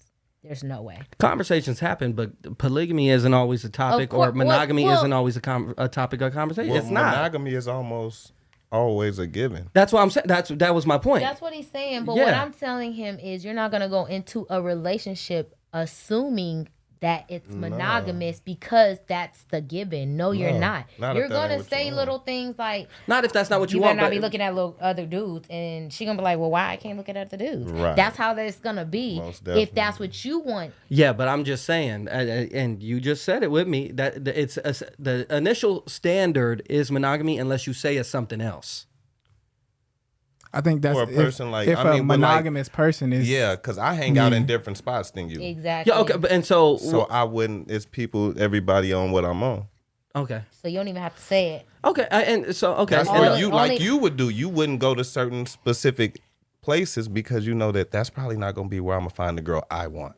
Mm-hmm. For whatever reason. Yeah, but not necessarily. I just think more so that it's more standardized. That when you get into a relationship, it's monogamous. And I'm not saying that's how it should be. I'm just saying that's kind of what has been standardized throughout history. You want to know what's really standardized? What? Everybody is straight. Mm-hmm. That's the only thing. But you got to ask now because everybody's not. Yeah. So as far as monogamy goes, you cannot go into any situation assuming that that's what it's going to be. And I agree with you. I'm not disagreeing with that at all. I'm just saying everybody don't do that. That's all I'm saying. Is that a lot of people just get into things because y'all fucking and I'm not just. Wait. There's people that do that. Okay. Hey, we didn't jump. How did you get into getting into bed with him? You don't even know. There's certain people who get into relationships off of that. That means they're there for a good time, not a long time, and there's not a relationship. I agree with you, Blue. That's what I'm saying. I commend your transparency and your honesty. And how you get into, I ain't always been. I know you haven't. I haven't either. I'm growing into that too. But I'm saying, and having to grow into this is because in my previous experiences, it was certain things that were just automatically standardized. That work out for you? It didn't work out because then once you get to the points where you have to be transparent, people aren't able to deal with that. But that's why I'm saying that's an issue. I'm not saying this is how the world should be. I'm just saying things have become standardized, whether it's become due to influence and those certain things. That's all I'm saying. Okay. I'm with you on the openness and transparency. Every relationship I go into, I want to have that honesty and transparency. Oh, so monogamy don't work because y'all over that line. Period. Yeah, I mean, yeah. Of course. They lying to themselves. That's what it is. They suppressing feelings. I've been saying that though. They lying to themselves. But I've been even her or him, whoever, the person who's insecure, that's a secret. Yeah. Because I don't know that you insecure until I say something to you, and now you talking about how you don't love me, and how do you my really love? want it, yeah. Man, like you ain't no that's- way you around here being secretly insecure. But that's a lot of people be that way. There do be some insecure people out there. Not some. And hey, I don't like to generalize They too real much, but easy a to lot of sniff people. out, though. Yeah. Yeah, but shit, you first you- you look at him you and you start think, seeing- hey, you attractive as hell. I need her number bad. You get her number, then y'all go on 5 dates. You're like, okay, I mean- really make this work. Shit, y'all in 2 years. It's like, okay, You there's a start little seeing too many trinkles, though. You'll see insecurities. trinkles. Yeah, but Little- it's whether or not you're trying to address them, or it's like, hey, you bring it up one time. Yo, I think damn, your friend used to be your friend used to be skinny. And they associating that with what? You thought she was attractive back in the day? Like things can happen like that where, oh, okay, I'm not really trying to overlook that. I mean, I'm not really trying to lose this person, so let me suppress that. People be doing that. That's why they call it happy wife, happy life. People be saying that for that reason. But think about this, though. Some of the things that people say do not need to be said. So if a person's side-eyeing a comment, it's probably because there's been multiple comments. And they probably let them fly over, like, okay. That's not always the case, though. I don't That's think not that's always every the case. It could be a first I don't think- time. Yeah, it could be a first time. Is she scenario. flying? Yeah, when they fly. But see that goes back to what you're saying. That's the red flag of insecurity. Because then you'll start seeing like, okay, there's something going on with this person where I don't know if there's a previous relationship where scenarios like that happen and you're associating that with this, but this is not what this is. But I can see that you got some stuff you gotta work out. I think Red flags. Yeah. Boy. Okay, y'all throuples though. Who is there? Should there be like a schedule for sex? That's throuples? That's got to do with throuples? No, I think she just Oh, okay, added well, that now we- in. In the Should be throuple, yeah, it's multiple people. It's at least 3. Yeah, it has to be 3. Oh, you mean like a scheduled time for like Yeah. one and the, But we one talked and the about other? this before, though. Schedule with sex, not even just throuples. Like but you get the even days, I get the odd days. I mean, if it works, it works. The more I listen, I can't lie. The more I listen to you, I'm anti-judgment. Like I'm going straight off the definition. I and shit. refuse If to it be worked for somebody, Wednesday. it worked for somebody. I refuse to be Wednesday. What's wrong with Wednesday? It's too stressful. No, you just not finna make. We're not how to be a player. Like I'm not finna be Wednesday. Schedule. No, you don't schedule. I feel like in a I guess a throuple. That means it's a couple. That means it's a relationship. Hey, I'm gonna ask this question. Everything happens how it should happen. How I want it. Because y'all was bringing up, if you take on these responsibilities, I think with anything in life, but we was talking about this with open relationships, throuples, polygamy, whatever. You taking on these multiple responsibilities, you got to water them the same. Mm-hmm. Isn't that a tactic to water them the same by scheduling, having a calendar? Nah, That's not. no, because there's 7 days, so this automatically uneven. Nah, we going 6. We got a 7-day to off day. One day is an off day. Yeah, y'all both off Sunday. You crazy. So you telling me I can never want it on Sunday? Look, see? No, but I'm saying he's trying to water it the same. Hey, but that's It why can't he's be but that's why he's saying I'm trying to water it the same. She No. can't have Sunday. You can't have Sunday. We going to watering church. It the same. We going to church Sunday. Watering it the same means like so. This A and this B. A likes only morning sex. B likes midday sex. That means you need to figure out a way to get some morning sex in with A and some midday sex with B. And you can't be like, oh well, you just had it on Monday, so she getting it. But so what? But that's the same scenario. What if midday wake up and want it in the morning? That's fine. But that's the same thing as you got Monday, she got Tuesday. You better come with enough penis, man. I'm just saying he trying to water it the same. I just think if you want, and I agree with this, within multiple responsibilities, even if it's with kids and sports and their activities or even just your relationships, work compared to raising your family, you got to water it, and if similarly, like, we got football practice Tuesday, dance recital Wednesday, it's same thing with a couple. And I'm not saying it just got to be sex, but hey, if that's how you able to water everything the same, why is that an issue? It might be more. It might be this A wants to go hiking. B wants to play games. And then you got to think about it. So it sounds like we're doing it like they're separate, but I think for a throuple, everybody got to be in a relationship. They all together. Oh, that's true. Yeah. So Sunday is a Family day. free for all. Yeah. Everybody All do. together. all together. All That's together crazy. now. I can't do no throuple. I mean, my situation was 2 guys, and they were not friends or nothing. Somebody Right. said scheduling takes away from the spontaneous aspects. Of course, but if the 3 people, because I'm speaking now from a dynamic where I'm listening to you so much, just the definition of it, and I'm hearing, hey, things got to be watered the same. I'm not going to judge 3 people who making that work. Yeah, but just because you water this over here and it grows dandelions, don't mean it's gonna water over here and it's gonna grow dandelions. It might grow roses over here. So just Well, that's why you got you're- 2. But that's why you got 2 different things. That's the Because point. you want the roses and the dandelions. You can't just live full life with the Exactly. dandelions. But I don't know nothing about no spontaneous. Spontaneous, that would make it more go with what Jordan said about it being a convenience, but it also would make it something like for fun. And when you in an actual relationship, we ain't doing this shit for fun. We for real. Like we living together. We raising our kids together. This is a real life thing. So it ain't no playtime. It's for real. I think it's with better. Spontaneous, like, You don't have sex? to always be spontaneous. Well, he says scheduling takes away from the spontaneous aspect, but you don't have to always be spontaneous. Sometimes yeah. you But- have to. You sometimes in a couple. Sometimes you have to. Schedule. It Yeah. sucks, but Yeah, hey, the kids asleep. yeah. But I feel like Yeah. Spontaneity does occur. In relationships, Yeah. it should happen at some point. You should Most not be definitely. super predictive. Like you should know what's happening at all times. But Yeah. I just don't see the big issue with scheduling if you got multiple responsibilities. hello, it should just fall like It could. Hey, but that's what you got to find in a partner if you in that throuple. But if there's a certain throuple and all 3 of them want, hey, I got to get mines. Okay, we doing. Oh, and then we got a group day. They able to make it work. They got this calendar rocking. That's crazy. Hey, I've thought about it. I wanted that to be my situation, but with 2 guys, it just did not happen for me. Wait, so you lived with 2 guys? No, Oh, okay. it didn't. It never got that far. Oh, you didn't get. Oh, okay. No, that's what I wanted. You shot your shot. that's when it all fell apart. I definitely. You was did. too transparent about that part.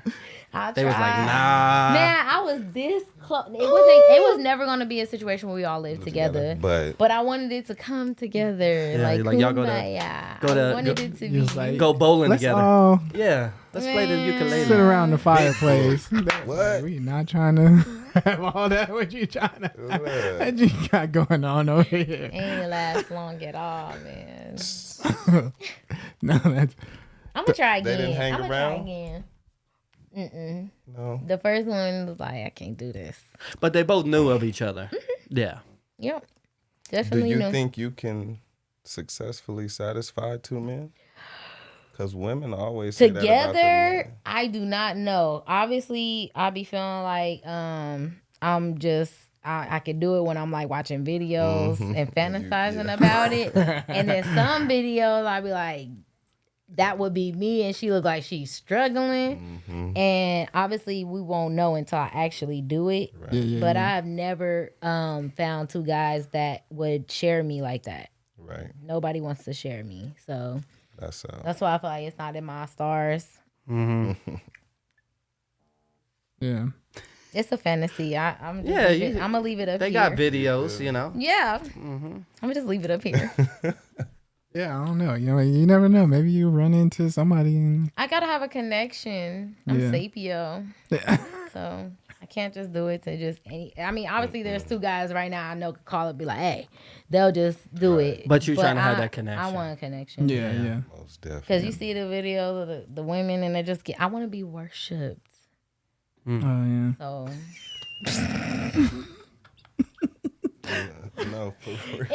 in that for that circumstance to be what it is and not be what the other one, because they say, oh, you're just getting a train ran on you. It's like No, yeah. no, there's 2 different ways. Like if you're not trying to literally just let me out and treat me like that, then and you're worshiping me, like you're literally trying to take care of every inch of my body together, then that's where it becomes different. I have a question. In a throuple, do all 3 have to be attracted to each other? I think so, because you think gotta that be is the together. thing. You gotta be Yeah. together. Is there a couple? And so within your situation, like not even just that specific situation, you think you'd be able to find two men that's attracted to each other and you? No. The men don't have to be together. I think the throuple we're talking about is for two women and a male. Right. Oh, okay. So yours isn't a throuple. No, because okay.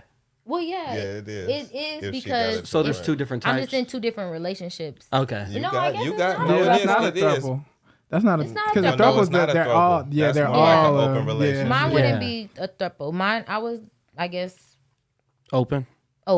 Yeah. Yeah, it was actually kind of poly because we're actually in relationships. Oh, okay. So it was just considered poly. It was oh gosh, I put those books down, but metas. We have metas in poly, and so Triads and I had two metas.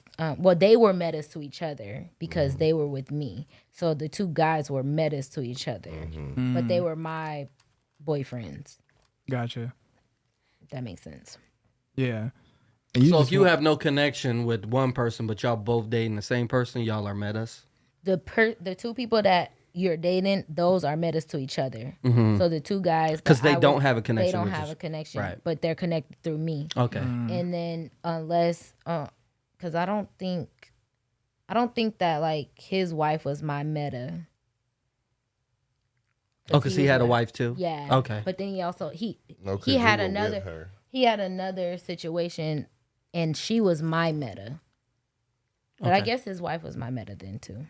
Because y'all didn't have a connection. Okay. Oh, okay. I was off women at that point. I was not attracted to women at all at that point. I was not doing it. Okay. Yeah. No, I do appreciate the info for sure. Yeah, yeah. Like it creates Gonna a get lot you of a perspective. throuple? Now what you gonna do with it? Yeah, you gonna get you a throuple? Nah. You can try it. Hey. Yeah, I mean, your other relationship, you said it didn't work out, so you got to try something else. Then you can get your 4 times a day. Yeah. I might gotta up it with 2 though. Shit. Easy. 4 times a day, easy. Yeah. That's for sure. Might gotta go to 6. Fam. Yeah. Up it. Bro. Up it. You're gonna be getting a lot of sleep. Or needing a lot of sleep. A lot of rejuvenation. Man. Yeah, I don't know. I don't think I could do a throuple, but I'm respect to them for being able to do that. Yeah, and I just want to say from my perspective, when I ask questions, I'm not even coming from a standpoint of, hey, it can't work. I'm just, I these are things that I wonder, like as far as the human mind, and whether it's suppressing feelings, convenience, or something people actually want to do. I'm just asking those questions. Yeah, it's good to educate yourself on stuff like that. And like I feel, I actually thank you, both of you guys, for adding like that understanding, because this is like a field like I don't have no type of experience in, but Yeah.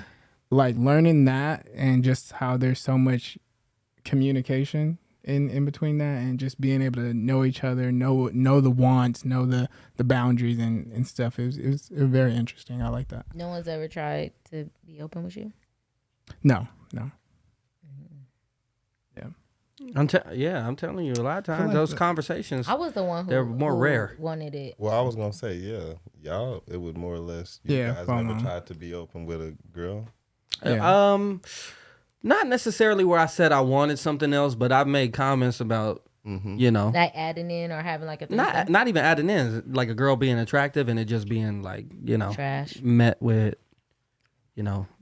Well, not appreciation. that's just something I feel like should be able to be talked about, though. Like I said earlier, it's like Always. if you just attraction in general. Like I've been in relationships where I couldn't even say I was attracted to someone on TV, and it'd be like, Like a celebrity? yeah, That's like I'm not crazy. even gonna.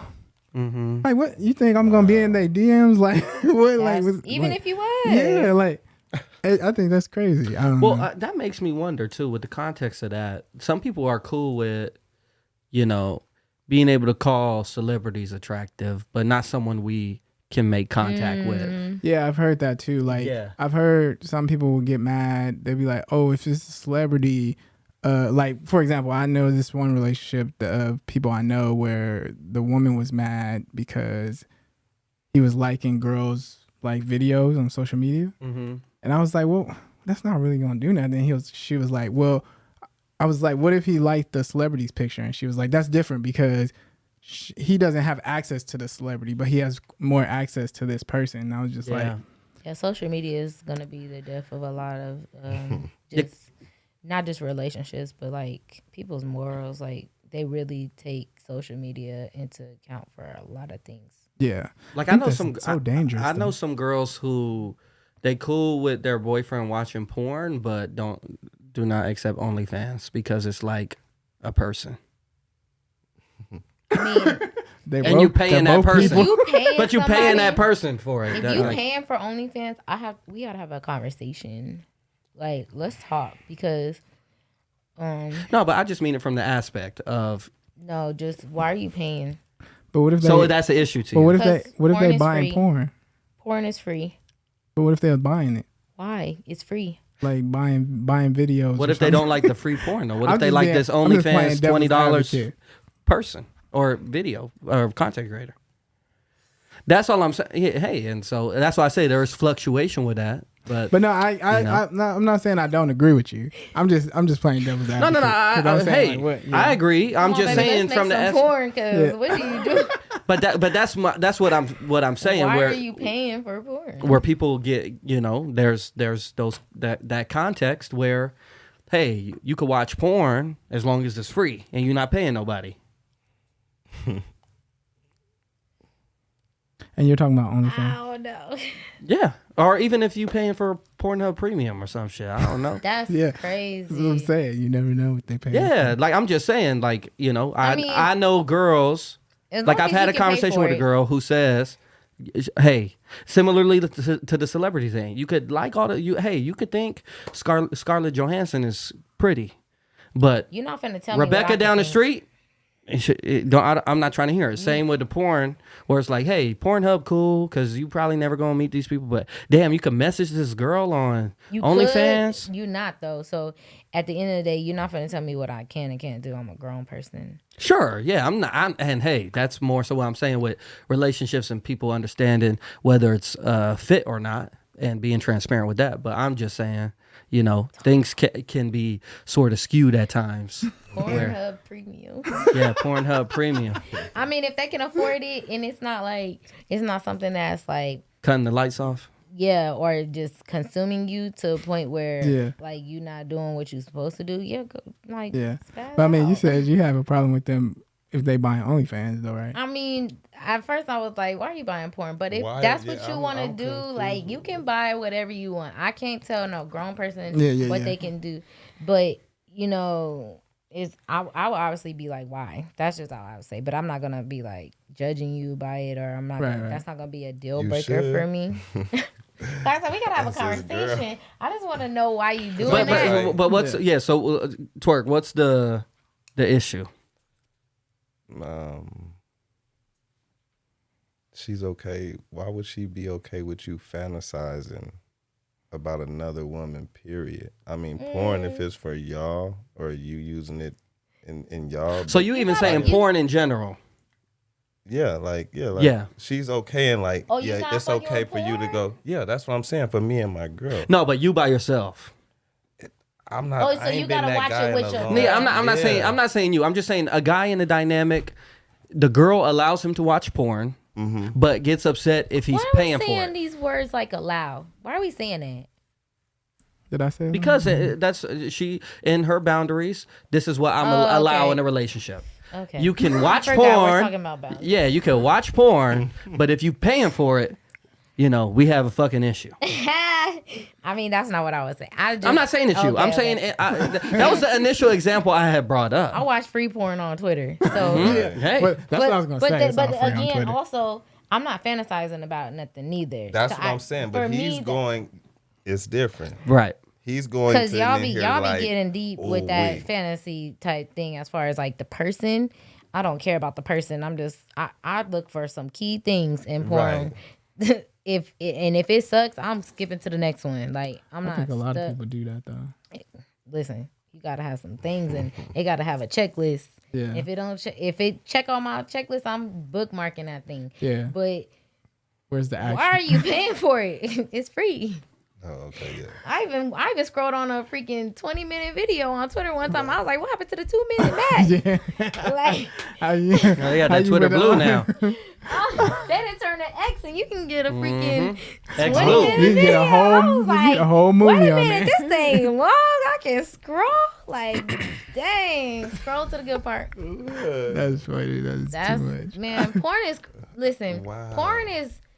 porn can consume a person, and unless it's causing issues, I feel like a person can do whatever it wants. But if it's getting to a point where you want the porn and not the person, But that's the problem. that's not always the case. The porn can cause you to not be able to perform with the person. Yeah. Because of the fantasy part. Yeah. 'Cause you get what I'm saying? You watching a bunch of shit that getting you don't have. consumed. You can, Yeah. that's consuming. Mm-hmm. But Porn makes me want my girl. Like, yeah, unless I'm in a certain predicament where I have to please myself, porn make me like, hey, babe, where hey, you at? come here, Mm-hmm. right quick. But if you doing it in lieu of, or I get- 'cause I think babe, also- I'm about to or go, babe, instead I'm of, about to go in here right that's quick. Like, Yeah. crazy. Yeah. But you want to know what? I had a situation and the dude really told me, is it really a problem that I want to please myself? And I was like, well, I guess. no, it's not. No.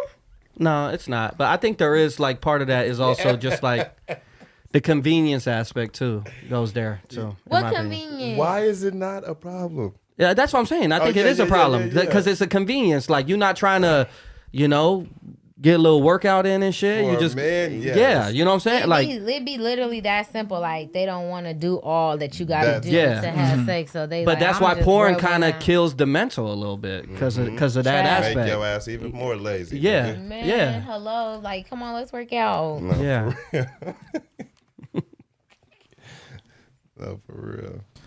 So porn can be good and bad. Absolutely. Yeah. I mean, I agree. I don't watch it definitely no agree more. with I can't lie. You have to get off of that. Did you have to go to Yeah. therapy? No, I just realized Cold like turkey. yeah, cold turkey. I cold turkey biting my nails. Ooh. Cold turkey that. Cold turkey gambling. Yeah. Okay, Just a couple things. So so was you like itching to do it, like to watch porn, and you just said no, I'm not doing it. It just it got to a point, I work at home and shit, and there's just times where you just ain't got shit to do, and you trying to Boy. kill kill time. I think a lot of people watch porn out of boredom. Right? Yeah. Yeah, Just being honest. yeah. I mean, I think that if And you then get to that yeah. point, something It's like wrong. occupy Yeah. your See, time. that's what I be wanting my. I don't be you bored. feel Like me? something happens down there that I was like, hold on, and you ain't got nothing, and then so you just say, okay, we gotta Right. work this thing out by ourselves. That's where it go with for me. I'm not bored. I think. Nah, it- yeah, and I no, I'm think talking about. I'm not talking about bored with your partner or anything like that. I'm talking about like some people no, be I'm just talking be about bored chilling with at life. home. Yeah, you Yeah. not home doing nothing. They just be chilling at home. They be But like, why is that always a time where things start tingling? When you're at home by yourself. Depressed as hell. I swear. Yeah, like just missing Bay. Flashback happened. Woo. Rabbit. nah, but that shit. that could be when it happens. I think you could kind of just be thrown into the, like this is like something you like doing, like you experience it younger and you growing up, and you sort of normalized it until you get to a point where you're like, okay, you really assess, how lazy you become and how convenient that's become and how it potentially affects your relationships and shit like that. And so, yeah, in my opinion, I feel like, it could be very detrimental. And I Yeah. feel like a lot of people don't view it that way. Kids is watching porn real young Mhm. these days. Yeah, and I know people say that. To be honest, I would say people shouldn't watch porn a lot. I think it shouldn't be something that you're watching all the time. I think if you watch porn, you need to watch amateur porn, not like the ones where The studios. Yeah, the studio stuff. Yeah. The freaky That- junk. I mean, it's real. It's more real. It's like real stuff happening. And I mean, once you actually start experiencing sex and Right. you see those studio like videos, you can see things like she ain't even wet. How is that even happening? It don't look like it feel good. It don't sound like it feel good. Or the angles be like, Crazy. sideways and Y'all want No, that no, real lie. deal A lie. Holyfield with the phone in the room. Yeah. Yeah, Ray J style. Yeah. Okay. But still, I feel like that could still be detrimental too, because you visualizing other bodies and stuff. But you know. I mean, if you watch again, but it could be good because if you watch enough porn, then you see different bodies. You don't see the same ones unless you're obviously going and searching and going to not actually trying to look up different things. Yeah. What? I don't even know what that is. Pog. Don't look up certain things because now I'm about to go look it up, but it's okay. I'm gonna definitely look that up. AWG. Yeah, it's this fat ass white girl. Okay. Oh. So if you look up I always look up things because when I hear about it, or if I see like, especially with everything that's become so open and out, like LGBTQ stuff, like trans people and all that. I want to go see what's happening because you see so many different varieties of couples. And my main thing that I looked up was the ones where it's like a trans woman and a trans man, and it's like the woman is the man, but the man is the woman, and so like. So I look it up and it's like they pan it from the top to the bottom. And so it looked like a woman and man. And then when you get down to the bottom, it switched. Oh my! And I was like, whoa! Like I was not ready for that. But I was ready for it. Right. I was like, I needed to see this. I needed to see it. Now, did it turn me on? No. It was really educational though. So porn can be educational. It definitely is educational. I look up midget porn because I want to know. I feel like I learned. She real. I'm telling you. Yeah. I feel like I learned how to. Yeah. Them girls be. Man, look. Them girls be doing it. Okay. Obviously, like when you first get into that you experience like losing your virginity. It's not gonna be as as 10 years down the line with experience, but I feel like I did learn like the basics of how to start off. Do it. Yeah, like I did not watch no porn. Me neither. I did not. Growing up, I was scared I did as for hell. Not during like the because first I think that porn like will that. make you think that you're ready for something, and is obviously probably not gonna be nothing like it. And then, but you thinking about that at 15? No, I'm not thinking like that at 15. I think that with dudes, it's a little different than with women because y'all have obviously people that are probably telling y'all, and women are not talking about sex. It's like you cannot do that. You cannot do that with women at a young age. Yeah. So, like for me, when I lost my virginity, he was 2 years older than me. Oh gosh, he just made it an experience. He had like a mixed CD. Oh damn! Oh, he was ready. He had to slow down. That Pretty Ricky. Listen, and I was so scared, but I had prepared myself to do it. It wasn't like a spontaneous thing. I knew that I was gonna do it, but I was like trying to prepare myself. Like, how do I get undressed? What do I do? So I had this little. In my head, I said, okay, I'm not going to take off my clothes because I don't know the environment. I don't know if it's safe. Like, I don't know if his mom going to come in. I don't know what's going to happen. So I took one leg out of my pants, and I flipped it over. And that was how I I didn't take nothing else off. And he's like, you can do this. And I was like, I'm okay. Like I'm cool because I don't know if I gotta run up out of here because we ain't supposed to be doing that it. That is crazy. One leg out. I was young. I was 14. I lost my Take me virginity. down memory lane. But listen, he made it so. It was nice. I was gonna say you saying that in a good way, right? Yeah. I was super. I was young. I had no business. But I feel like virginity is something that's personal, and nobody should tell you when you should lose it. Yeah. You have to live with that. And I lost it at a great time. I wanted to lose it, and I didn't get forced to do it. I didn't get coerced. Like nobody made me do nothing. And I remember like it was yesterday. Like. That was a good time. I don't remember what song. I think it was Usher. I think Usher came on. It was like Seduction or something. Yeah, Superstar. Yeah, it was like it could have been Superstar for sure.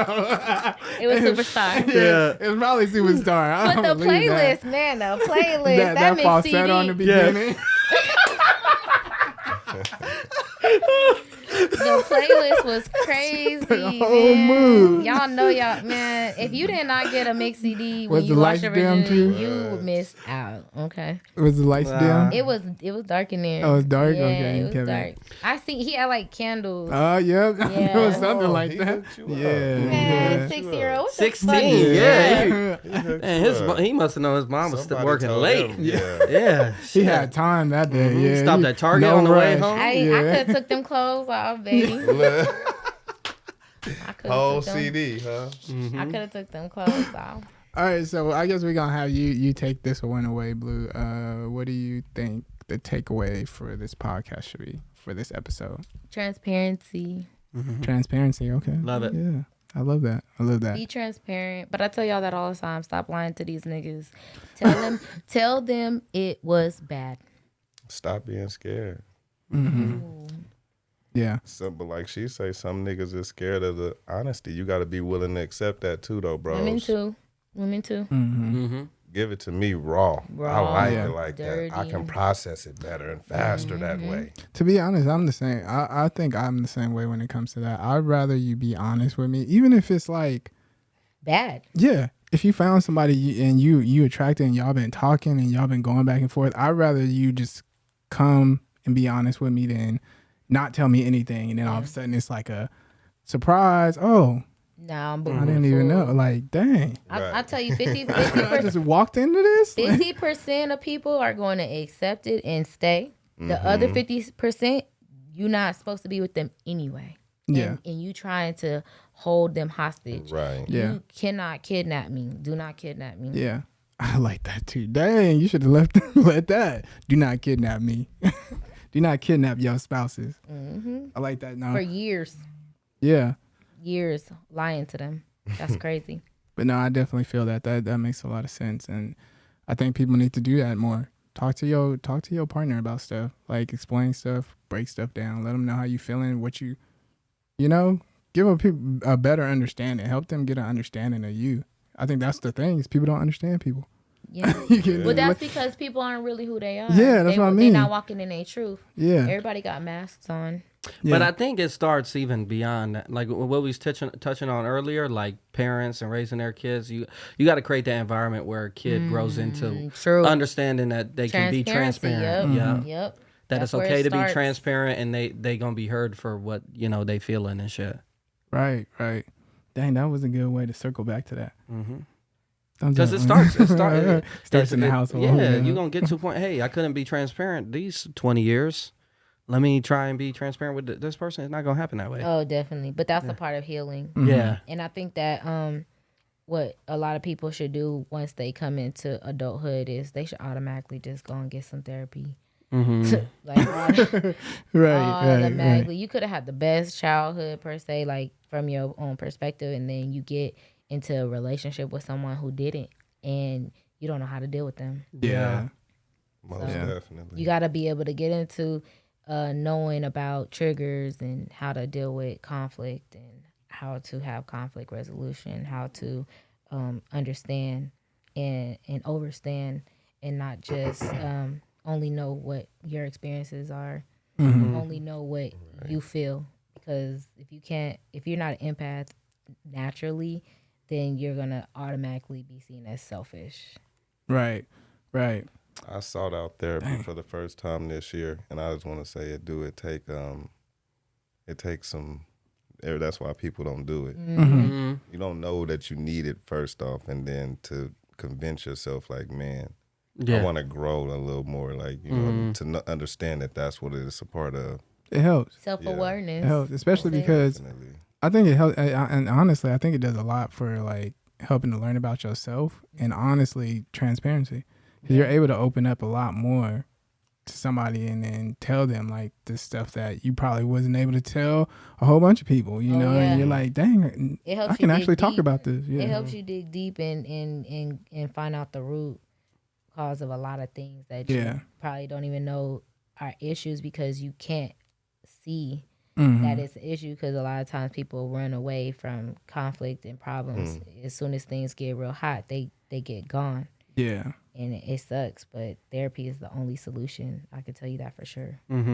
It just gives you a platform where you can even assess how someone reacts to something that you have pictured in your head for so long. Like if I tell someone this, it'll be this.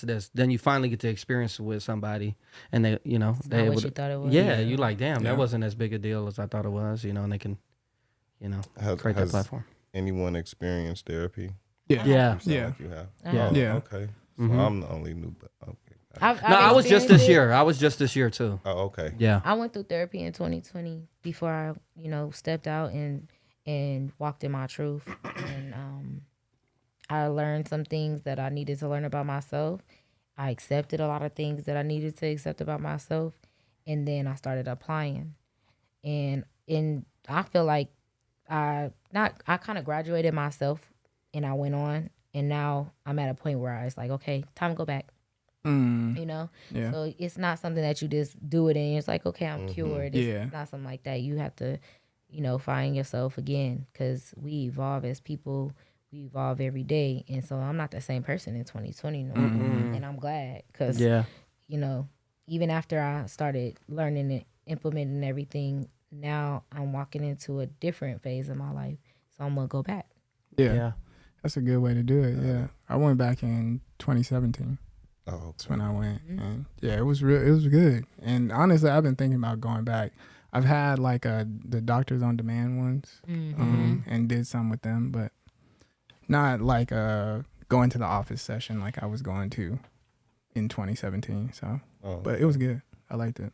Male or female? Last thing, I know you're trying to close it up. Male or female? Oh, male. I had a male. Male or female? I had a female, and also I would like to plug somebody. If anyone needs any services for therapy, I work for a provider. Her name is Ebony Peterson. She is amazing. I get therapy from her like every day because obviously I work for her. But if you ever need anything, she is just the best. And if you need her information, I'll be in the comments. Got it. Yeah, so hit her up if you need that information. A lot of y'all need therapy. Yeah. Go get some therapy, y'all. For real. But yeah. No, and you said you had a male? No, mine was female. Oh, okay. Female. Yeah. They doing it. Yeah. Yeah, but one of the Doctors on Demand ones I had was female, but I can't really. She wasn't really. She was just there for the money. Yeah, You I can didn't feel tell. like I didn't feel like she was really like. You can tell when they just there for the money. So, all right, you're 30 minutes. All right. Did you guys choose? Did you choose? Did you want a woman or a female? I only asked for a black therapist. That was it. Mine was a referral, so I didn't necessarily have a preference. I had heard good things about her, and so I was it a black or a white lady? White lady. Okay. Yeah. Yeah, mine was a referral as well. So it was someone. It was actually a black physicist, or not physicist. What's the thing that's called? Psychiatrist. Yeah, there we go. Yeah. That recommended this to me, but it was a white dude. Okay. Yeah. I was just trying to figure out how everybody went about picking, or choosing. Yeah.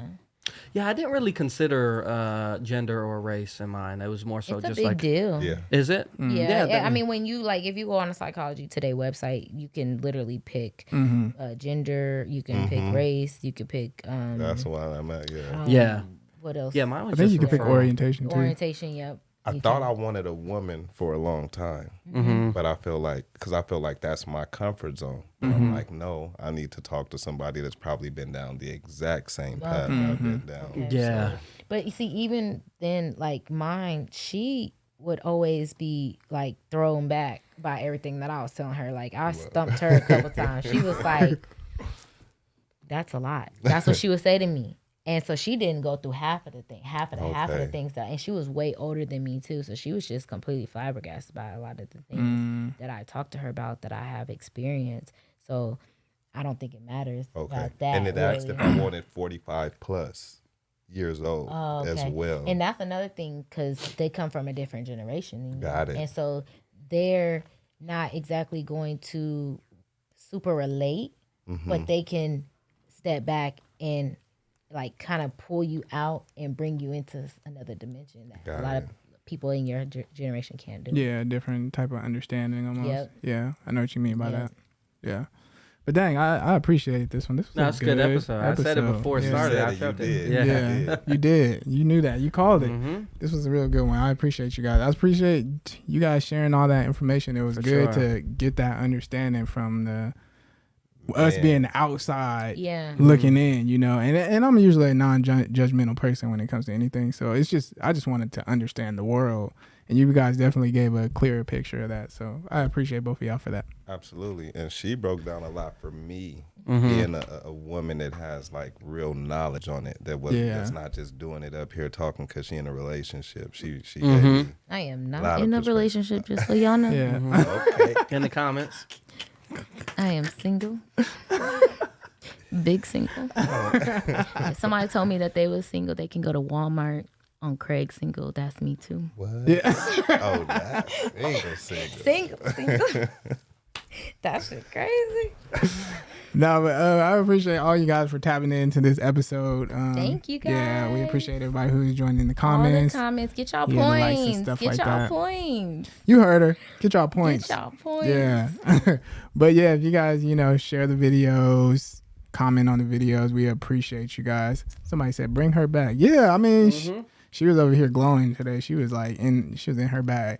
Tuesday. But This is the first time she had her own mic. Yeah, I know y'all that's see what it me. is. Yeah. That's Do y'all what it see is. me? Big Blue, not the little one. She said, I need my own mic. I need 'cause a I got something to residency. say. But no, you were showing yourself. Thank I y'all appreciate for it. having me every time, I swear. Thank you. No, it's good. Yeah. But yeah, thank you guys so much. We'll see you guys on the next one. All right. Peace. All that good stuff.